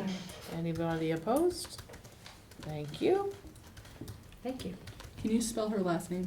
Yep, Farrell. Sorry. And the other position that's still open is our tech position. There are 6 applicants currently in Oh, there. that's good news. That's Yeah. great news, really. Yeah, the last one's So- pretty good. Yeah, so that's between Sandy and I, and, we were thinking of putting together a hiring committee fairly soon. I feel like we've had like 0 applicants in the past, so this feels like a It's giant Because you put success. the two together. They made it Yes. 1.0. Yep, It's full, gotcha. yes, it's Yeah. a full-time. No matter, between the 6 is huge. We have 6 Yeah. applicants. Awesome. Ability to do that. And I didn't know if, how much the board wants to be involved in that, or if you want just Sandy and I to go ahead with Dominic and. My opinion is that Dominic would be a great member of that search committee, and I know I don't have the time to give to that, so. Does anybody have a burning desire to be part of that hiring committee? I think Dominic is key. Yes, I do too. Okay. Thanks for asking that, Rhoda. On to building and grounds. Oh, there are people who can't see those pieces, that's what's coming to me, those little, okay. Oh, can't open your. Yep, I will fix those in a minute. So buildings and grounds, we are still talking about the zone valve piece. I do know that Fred's, they had to come the other day to, fix a piece on the boiler that was leaking, and that was not a big deal, it was under warranty, so it was in, they had just come before, so that wasn't a huge deal. But while they were there, Connie talked to them again about the valves, and they said, well, if you don't replace them this year, you should look at it for next year. So I think we've got a little leeway if we need to have that. So it's not emergent. It's not. Apparently, we're not yes. going down in flames if we don't do this, thank Uh-huh. God. I think you should wait till you have a facilities director to tell you if you I really need think to do so. it or not. So, If we go in that Since they're direction. saying that too, I'm feeling a little better about Yeah. that. So I thought I'd let you know that. And the other thing is we have a Gaga pit that has come to us through a grant that was with Rise Vermont. I have no idea what that is. Yes. Oh, A what? I don't know Oh, what that yeah. is. maybe we'll have a tournament of some sort. We'll host and then we can play on your turn. It's a what? It's So it's a game. Okay. Called Gaga Ball, and it's a new form of dodgeball. You can't call it dodgeball. Oh, okay, Um, okay. There's a, This one. yeah, you can look it up on YouTube if you want to see the game, but basically there's an enclosed area that they're in, and they throw balls at each other. It's lovely fun, but kids The have a kids great time. definitely engage with it. They do. There's a lot of working on accepting failure and frustrations, but they definitely get very excited about it. Yes, So did you say you got a Rise Vermont? yes, yeah. And it was in the works last year, and we now have everything came the other day. And Arlene is working on setting up the rules and posting them and talking about them with kids before we get into playing the game. Thank you. But it's all in the works. It's really exciting. The kids are excited. Upcoming events and professional development. So CIP goals, and you guys couldn't open them, so I will get in there right now and change the permissions so that you can see those.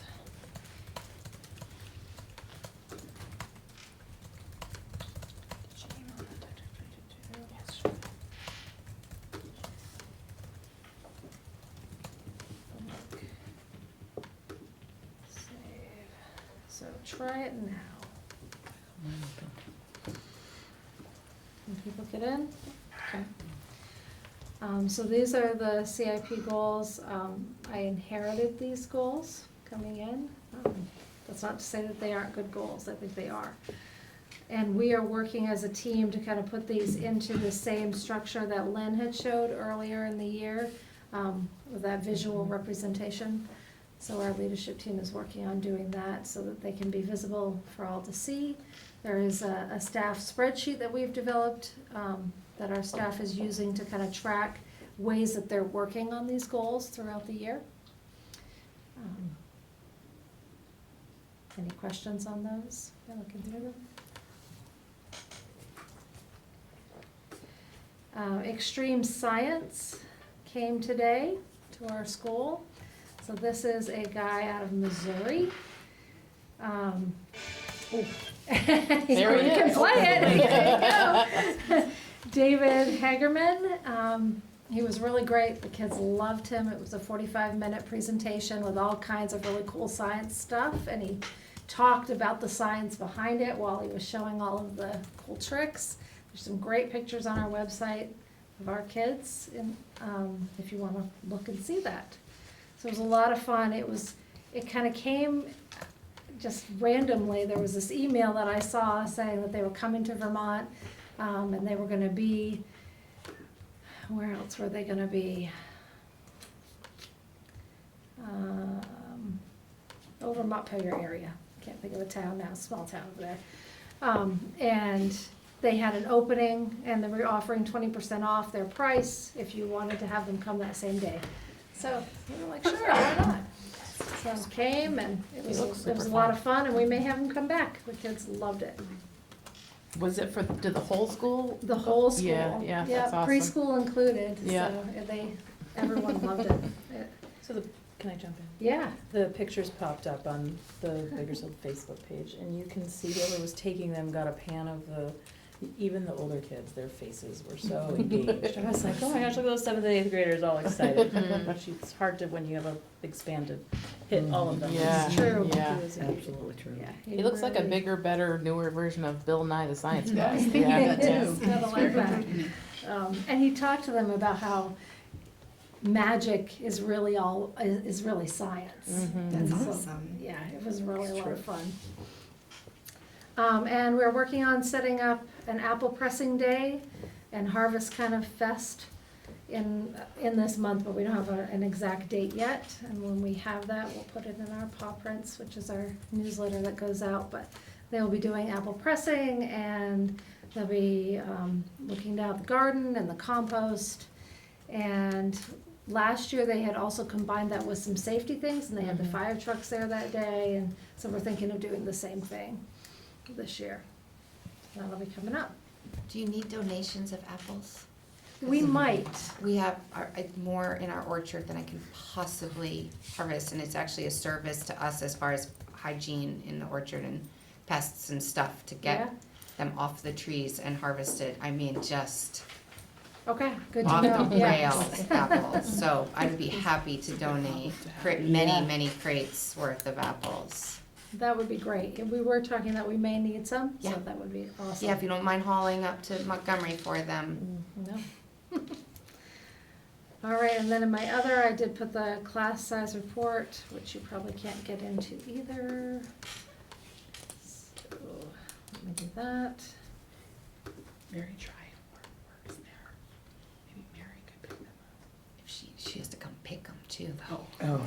All right, that should be set so you can And get I can in. go climb up the tree. I'm not apple picking this season. No ladders for me.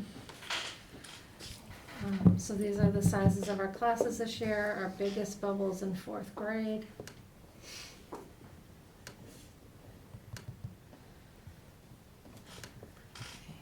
But the rest of them are pretty good sizes. We do have a 2-3 split classrooms this year.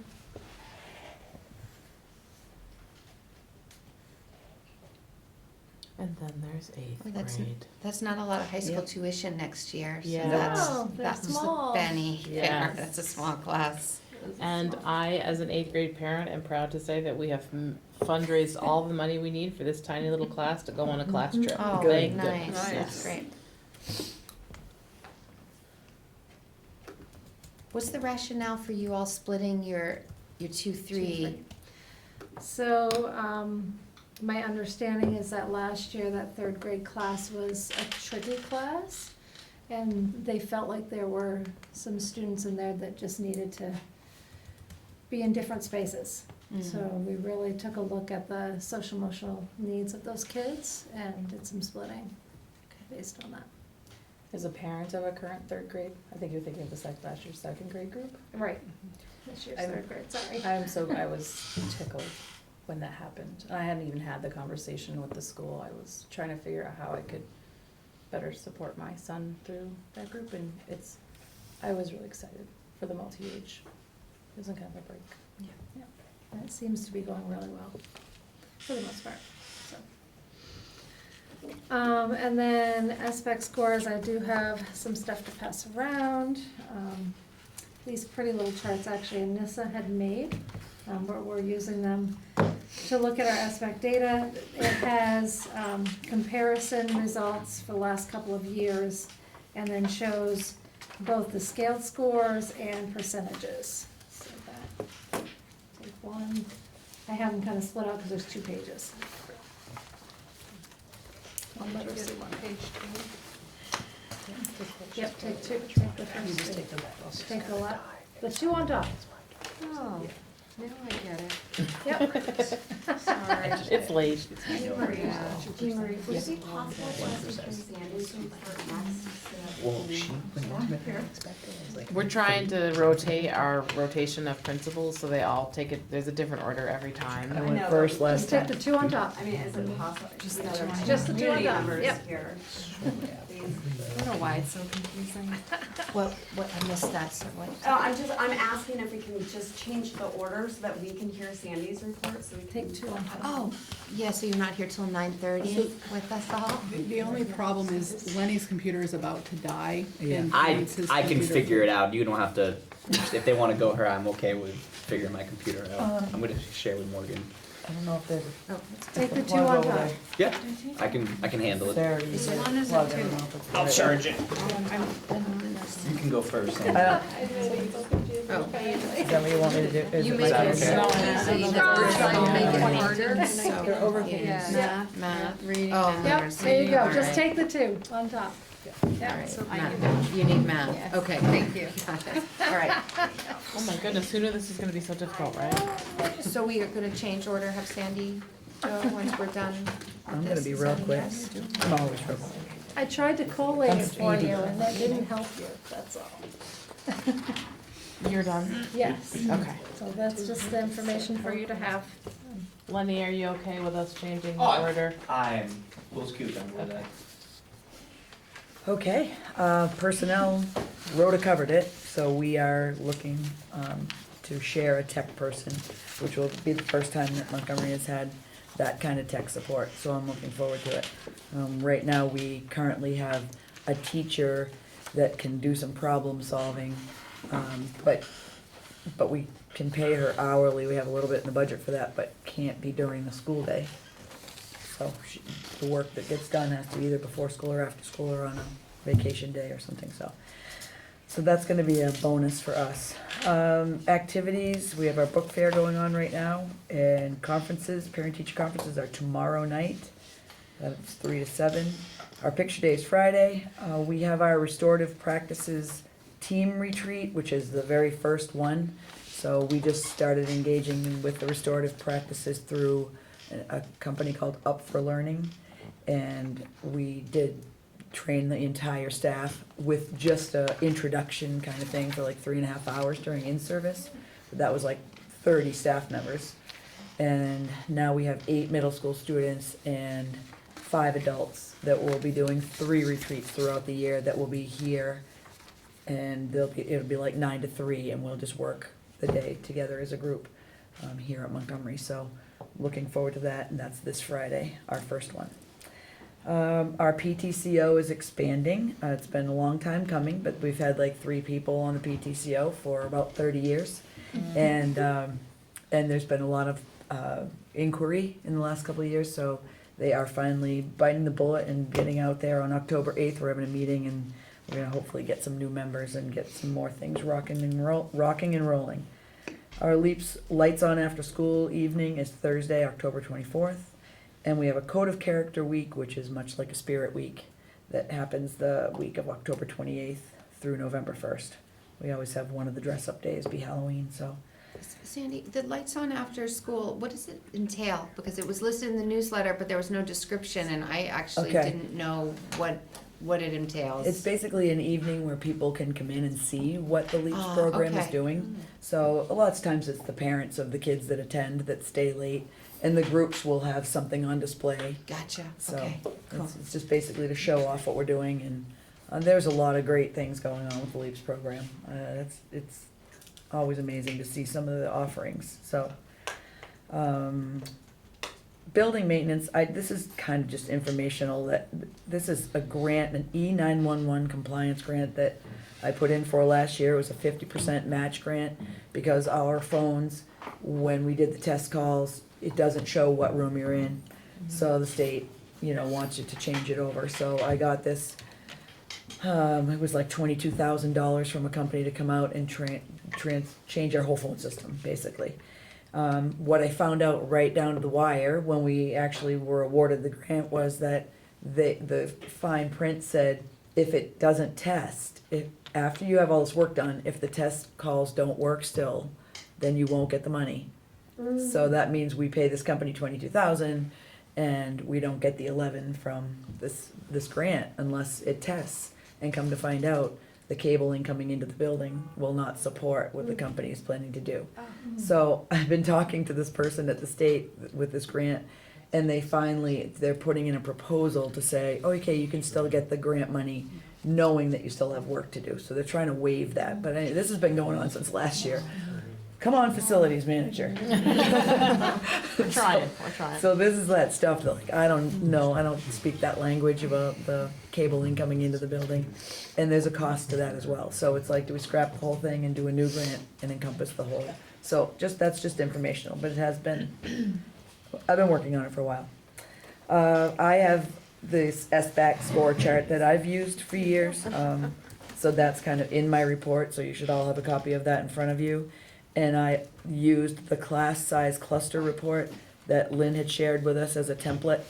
But numbers, if you wanna know exact numbers, K to 8, my biggest class right now is 5th grade with 18.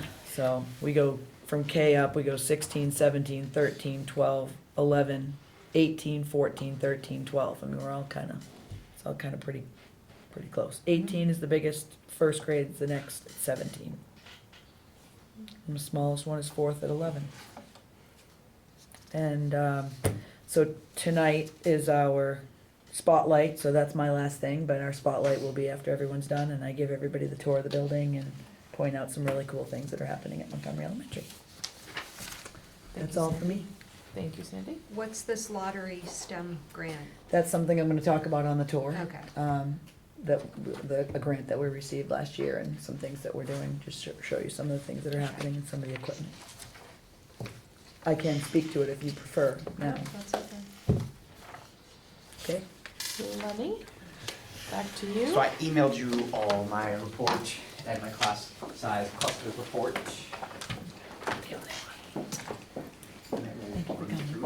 Thank you, Lenny, for accommodating us. Oh, yeah, no problem. Lenny, can you email it to me, please? Are you not on the email that I just sent? I saw, is there Yeah, another Caroline Caroline's on the on board? here. Oh, You're on I there. didn't get it, thank you. Yay. Oh, I can bring it. We're going to board notes first. Yeah, we'll do the principal's report first. There, thank you. Oh, I don't know about the class So there's an size. attachment and then I sent it in the text in the email Okay. rather than two attachments. So the first thing is building and grounds and continuing our, is it not showing up in everybody else's? Can you I got see it. I don't see it. So it's in text in the email itself. Oh, there we go. Oh, I see. There you We see, got it. yep. So for building grounds, to continue that conversation around facilities managers and depths of knowledge to support the functioning of your building. I have a couple more things around the water system that we're working on. There's the PFAS testing that everyone needs to do in all schools across the state per the recent legislature. Our testing was on the 25th. Results will come in later. We did have a total coliform because of our water system that we have. We have to do regular testing and assessments of the quality of that water.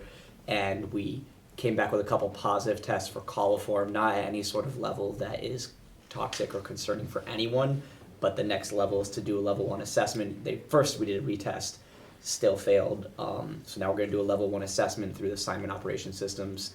But going back to the historical knowledge, Lyndon reminded me and then reminded the water system operator that our previous water system operator had mentioned that like every couple years we need to do the expression they use, I don't exactly know what it means, but they need to shock the well and that kind of resets and cleans it. So we haven't done that in a couple years, so it's about time to do one. So that'll all occur in about a week or less, and then we're gonna reassess and get results, and hopefully they'll be back to where they're supposed to be. Just a classic Yeah, situation. you know more about water than you ever thought you I'm would, right? continuing to learn. So for personnel, we have 2 positions that we are currently working on filling, our LEAPS site coordinator and a paraeducator position. I'm coordinating with Heather Moore on how we're going to cover the LEAPS site coordinator position in the short term, and then maybe in the interim until we have time to really do a solid, thorough search or present a position that might attract a stronger candidate. I think what we want and need in a LEAP site coordinator versus what we offer in just straight compensation package is not really sufficient. There's not a match there. So her and I are continuing to work around ways that we could fill up the missing 10 hours, because it's a 30-hour position, and other ways to get it so we can maybe attract the appropriate candidate that has the skills and capacity that we need for that. Did someone leave? So we could go into executive if you would like to discuss personnel. Yeah, What? sure. I'll make a motion to go into executive session to discuss personnel. All in favor? For I'm coordinating with Heather Moore around how we're going to fill the LEAP site coordinator position. We're working on a short-term plan for the next couple weeks, working on coming up with an interim plan for the remainder of the year, or at least a larger stretch. And then we're also working on long-term plans to find somebody who's gonna really be successful in that role. And that might include working with the local budget and other positions to see if there's a split role that might make the most sense to get the candidate we want. On the parent educator side, we've also posted an opening for that. I've received a few applicants. We're gonna start doing some interviews, maybe as soon as tomorrow, but definitely as soon as Friday. I've also been considering going with a registered behavior technician, going down that route, as there's been some conversations that there might be some personnel available with that level of skill. It's a different cost, somewhere between $3,000 to $4,000 more if we went down the RBT route, but the goal is to find a qualified candidate that has those skills, and sometimes the paraeducator well's a little dry, so this is another option I'm gonna be teasing out as well.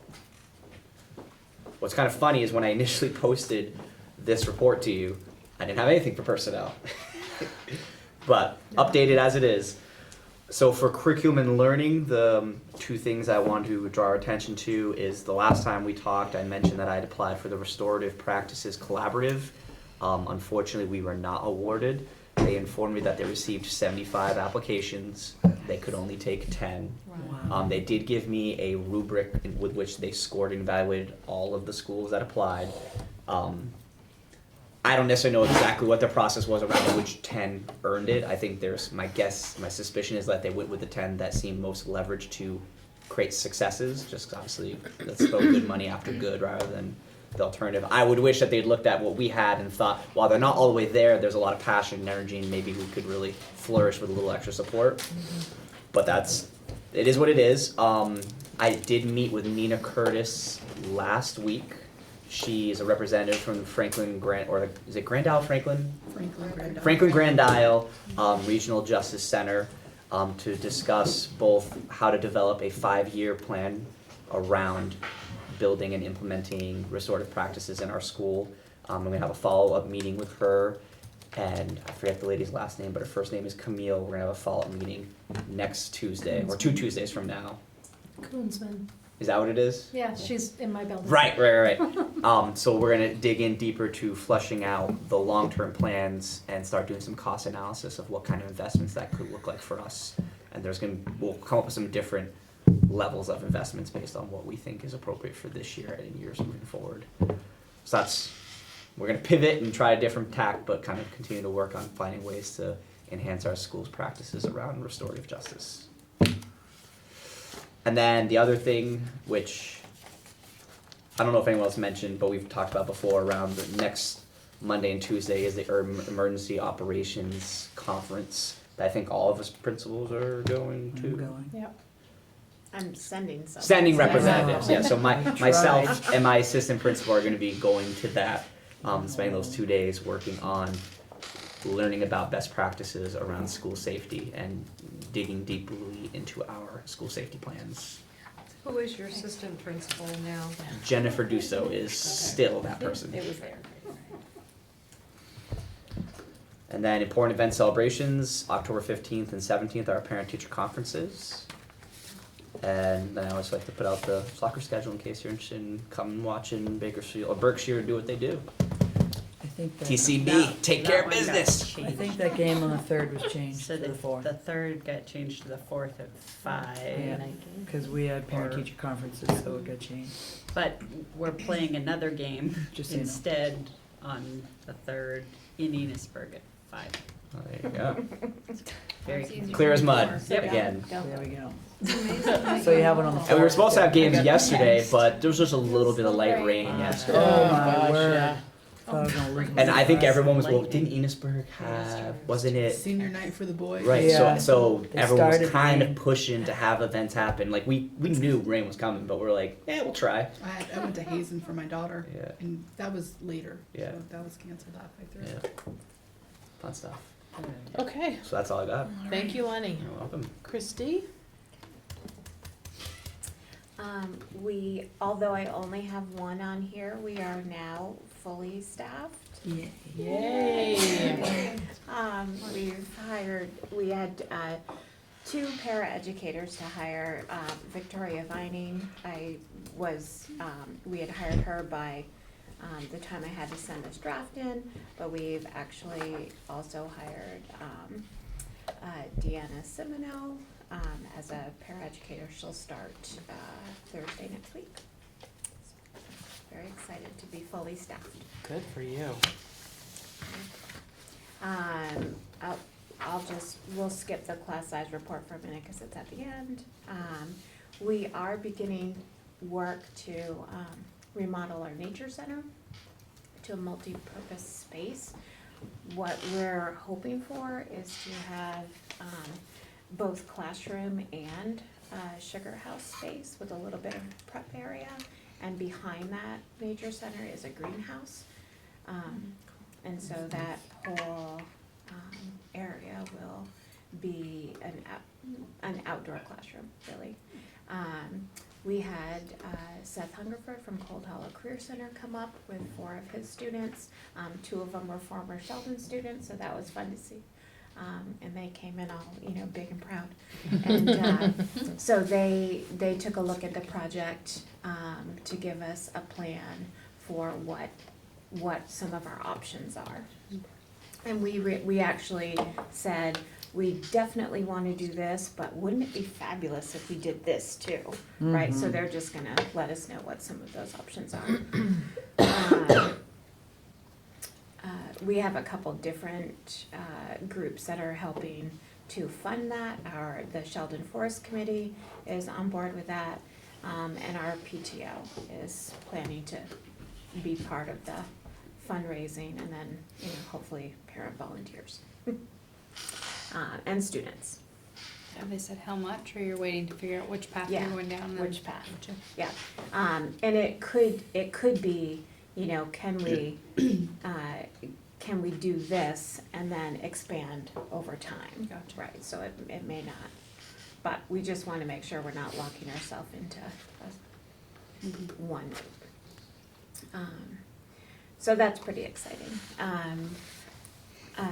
I will be attending, but also Carrie Hatch, our school-based behavior consultant, is going with me next week to the Vermont PBIS Leadership Conference in Killington.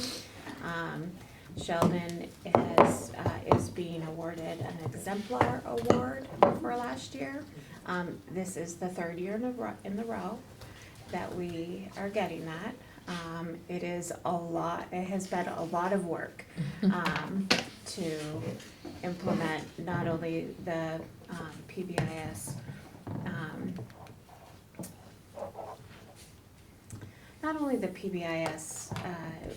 I don't know how I wanna say this, but framework really, but then also be able to follow up with supportive behavior practices so that we continue to try to move things towards, this is about learning. We're trying to frame this in the positive. It's not about consequences all the time. Of course, there's consequences, but that's not what it's about. It's about understanding that if a student's behavior is getting in the way of their learning, that is about learning new behavior. It's not just that they don't want to behave. It's a learning piece. So that MTSS piece, if they couldn't do math well, we would give them support there. So the same thing with behavior. And we have, like I said, our data last year was much better than it was the year before. We keep hoping every year that it gets a little bit better. We're still, struggling in the same place that everybody is. And what is, Those sorry, tier 3. Yep. what is PBIS? PBIS stands for Positive Behavior System. The I is, it depends on A silent what, I. what group you're working with, whether they want to talk about that, but it's usually intervention. But you will see PBS and PBIS, and it's the same thing. But it's what kinds of interventions are you putting in, and or do they have a positive framework around it? So that's kind of exciting. And then we have school photos and parent conferences coming up. Our PTO does a trunk or treat on a Saturday in our parking lot, the PTO meeting. We are going to have a harvest festival, but that is still kind of in the works. I'm not I exactly know where sure you what, get some apples. what date. We could use some. As a matter of fact, Joanna was calling around to see if we could go pick some somewhere. We usually bring our, some of our middle school students to go help clear orchards in other places, so. And then the class size report. I used Lynn's template as well, thank you for doing that. This doesn't give you grade level numbers, but our biggest grade is grade 6, and we have 28 students in grade 6. That's big. And, yep, sure is. Yeah. It's a bubble, a big Yeah. bubble. And our smallest group is kindergarten, and that's 15 or 16, so there's 15 in one class. Actually, now there's 16 and 16 because we got a new student today. So smallest is 16. Is that biggest sixth grade 26. group split? Are they all together? They're all together, actually. Which we weren't sure how that was gonna work. So we changed our structure. We had, and it's working beautifully. I cannot be more proud of not only the 6th graders, but the teachers, because they're doing some great work. We have always had multi-age 5th and 6th grade. So we had multi-age 3, 4, multi-age 5, 6. And for the past 3 years, we've been looking at SBAC data, we've been looking at discipline data, we've been looking at, playground, just climate, the lunchroom, all of it. And 5th and 6th grade has just really been a struggle all the time. And we've done a lot of different things to try to, change that. And one of the things that we really had been putting a lot of time into is supporting, especially in math, but also in language arts, but supporting 5th grade math students. And they just were having such a hard time to go from that 4th grade curriculum, right, where it's all whole numbers. You start with fractions, but not really, into fractional reasoning and decimals and breaking those apart, and being solid with your understanding of multiplication. And so 5th grade's just really struggled, and so we finally just, pushed, we're doing a single 5th grade. We're not going to multi-age 5, 6 anymore. And so 6, 7, and 8 is a middle school cohort.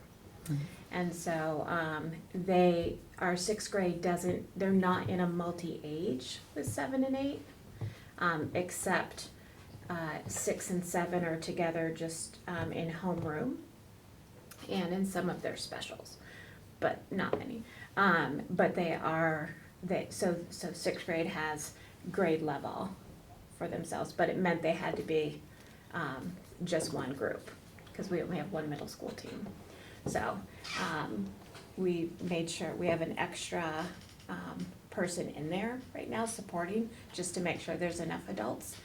But I don't even know that they really need the extra person necessarily. They're doing great. And so is 5th grade. Good. Both of them. Yeah. So it was a good, we weren't sure, but it was a good. But that's why if you look at 6, 7, and 8, the average is higher, much higher up there because of that 6th grade. And our 7th grade is one of our bigger classes too.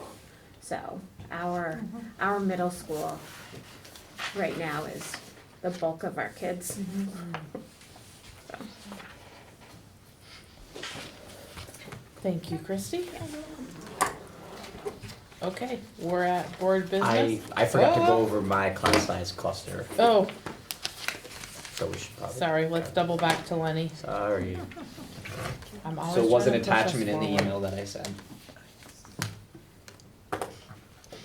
It wasn't? It was. Yeah, sorry.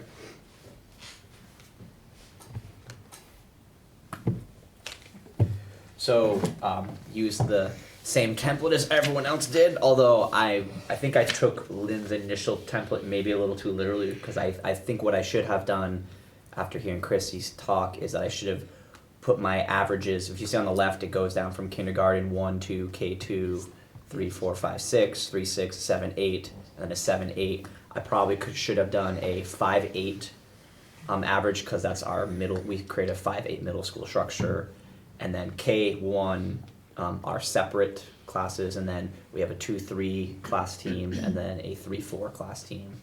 So that's one thing that I'll do next time is.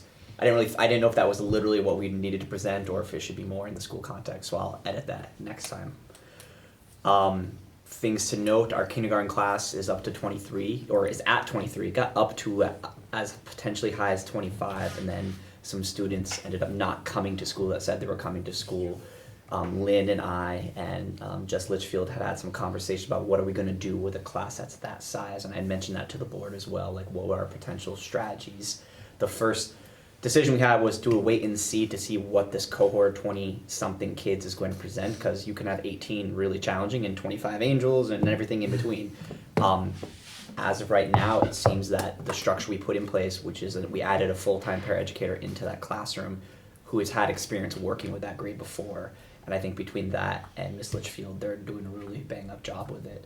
Some of the context for why we didn't want to, or why we're hesitant to break it up, is recognizing that at this time of the year, the quality of the staff that we're going to get to hire to fill in is not going to really guarantee that there's going to be an equitable experience between the two classrooms. One's going to get this really great teacher, the other one's going to have a novice teacher that's going to require a lot of support. And we don't have room. Spacing would have been a challenge, but I think it was the other things that were bigger. We could have figured that piece out. So that's where we're at right now, and we will continue to monitor the situation if it seems that it's not tenable, but right now it seems pretty solid with what we have set up. First grade is a small class of 14. Second grade has continued to balloon, and we're up to 25 now. That was a small class of like 16, 17 in kindergarten, and keeps growing and growing. Yeah. So that's one that we're going to kind of be mindful of between this year and next year. Right now, I think people would convey that there's a class that has a lot of personalities, and it's at that size, at that grade level, that can be a little bit challenging, but we've got a lot of systems in place. We have a paraeducator there, not all the time, but a good percentage of time, particularly during targeted times when we need an extra adult to help with everything. When we get to third grade, we currently have a split class. That's been a split class since early in kindergarten. It's been a split class. We continue to have conversations about when is this class ready to come back together, because we split them due to some needs of that cohort. I think we're at a place now where we've identified the level of supports. Now it's about waiting for those supports to manifest the results and skills, and we're getting closer and closer to that. We even had conversations last year, is that class ready to come together? But that was when that class was at 19. So then we heard a couple more people are joining us, and then the other context was making sure that whoever was going to work with that group was a really strong teacher, and we had a lot of turnover last year. So we didn't really see that there was an appropriate match where kids would really be successful. So we've kept them split, but it's something we're going to be mindful of in the next couple of years, working on getting back together. However, if they get bigger than 25, might have to still keep them split just due to sheer size. Grade 4 is at 17. Grade 5 is at 22, and I just took a quick look to remember there's 7 new students in that class from when I took over 2 years ago, and it was at 17 at that point. So there's been a couple that have left, but we've picked up a good number of friends in that grade. 6th grade is at 18. 7th grade is at 26, and that's another one that's kind of just slowly added a friend every year, or 2 friends every year. So that's our largest class, and there's a lot of good energy in that class. But they see overall though it's free, because there is a lot of energy in that class, but when they're locked in, it's 26 amazing, and then when they're getting that Tasmanian devil energy, it's a little bit more challenging. But one of the things I've been really pushing for, and I think a lot of people feel the same way, is the element of looping, how important relationships are with our kiddos. I think it's really big on the middle school level, so I'm working to kind of create structures in the middle school where we can have that looping model year to year, so we can really have those relationships, and that'll build a lot of resiliency around both for our kiddos and for any of our class size dynamics when they change and get bigger. So this year, I would want to applaud the middle school has been working hard. We have one teacher in a new role, and then 3 new teachers and 1 teacher in their second year in that group. But they've been working really hard to establish their own teaching team, collaborative energy, and they've also been working hard to cultivate the sense of teamness within the middle school grades. What's interesting, because I had heard this from one of my teachers who had their 3rd graders and now they have them as 4th grade, and she was like, I love looping, we're almost ready to hit the ground running at the start of the year. Year 1 of having all this whole new team is definitely really challenging as we're trying to learn all of these kids, and some of us have lots of knowledge about some of these students and then some of these teachers have nothing, so it's been a very big steep learning curve, but I'm really inspired to see what this can bring when we come back to school next year after we've had a year with all of those kids, building those close relationships and understanding them. We've even had some of our kiddos admit, we're like, dude, what are you doing right now? And he's like, I mean, they're all new teachers. I want to see what I can get away with. And we're like, oh, please don't. Gosh, I love middle Please schoolers. don't. And he's finding out he can't get away with anything, so that's the good part about it. So those are my class size reports, and I'm all done then. Thank you, Lenny. Yeah. You had tabled something. Just gonna Ms. hand it Coda? out. Okay. Actually, can I have a few back? Yes. It's 1 page? Yes. Just 1 page. So this is overall data for the NMV UUSD for SBAC for this past spring. So you see when you look at it that there's some comparison data. You'll be able to see this broken out by school, and then you'll get the comparison versus the Vermont data and versus the FNESU data. So you'll see that if you see any numbers in red, that's an indication that for that cohort, they're below the state average if they're in red. If the data is in green, they're above the state average. You also see for each school, you see change data, so you can see if that cohort in that school has either, and it's not cohort, if that grade level, it's not cohort data. So it's from grade 3 last year to grade 3 this year, if it is changed positively or changed negatively.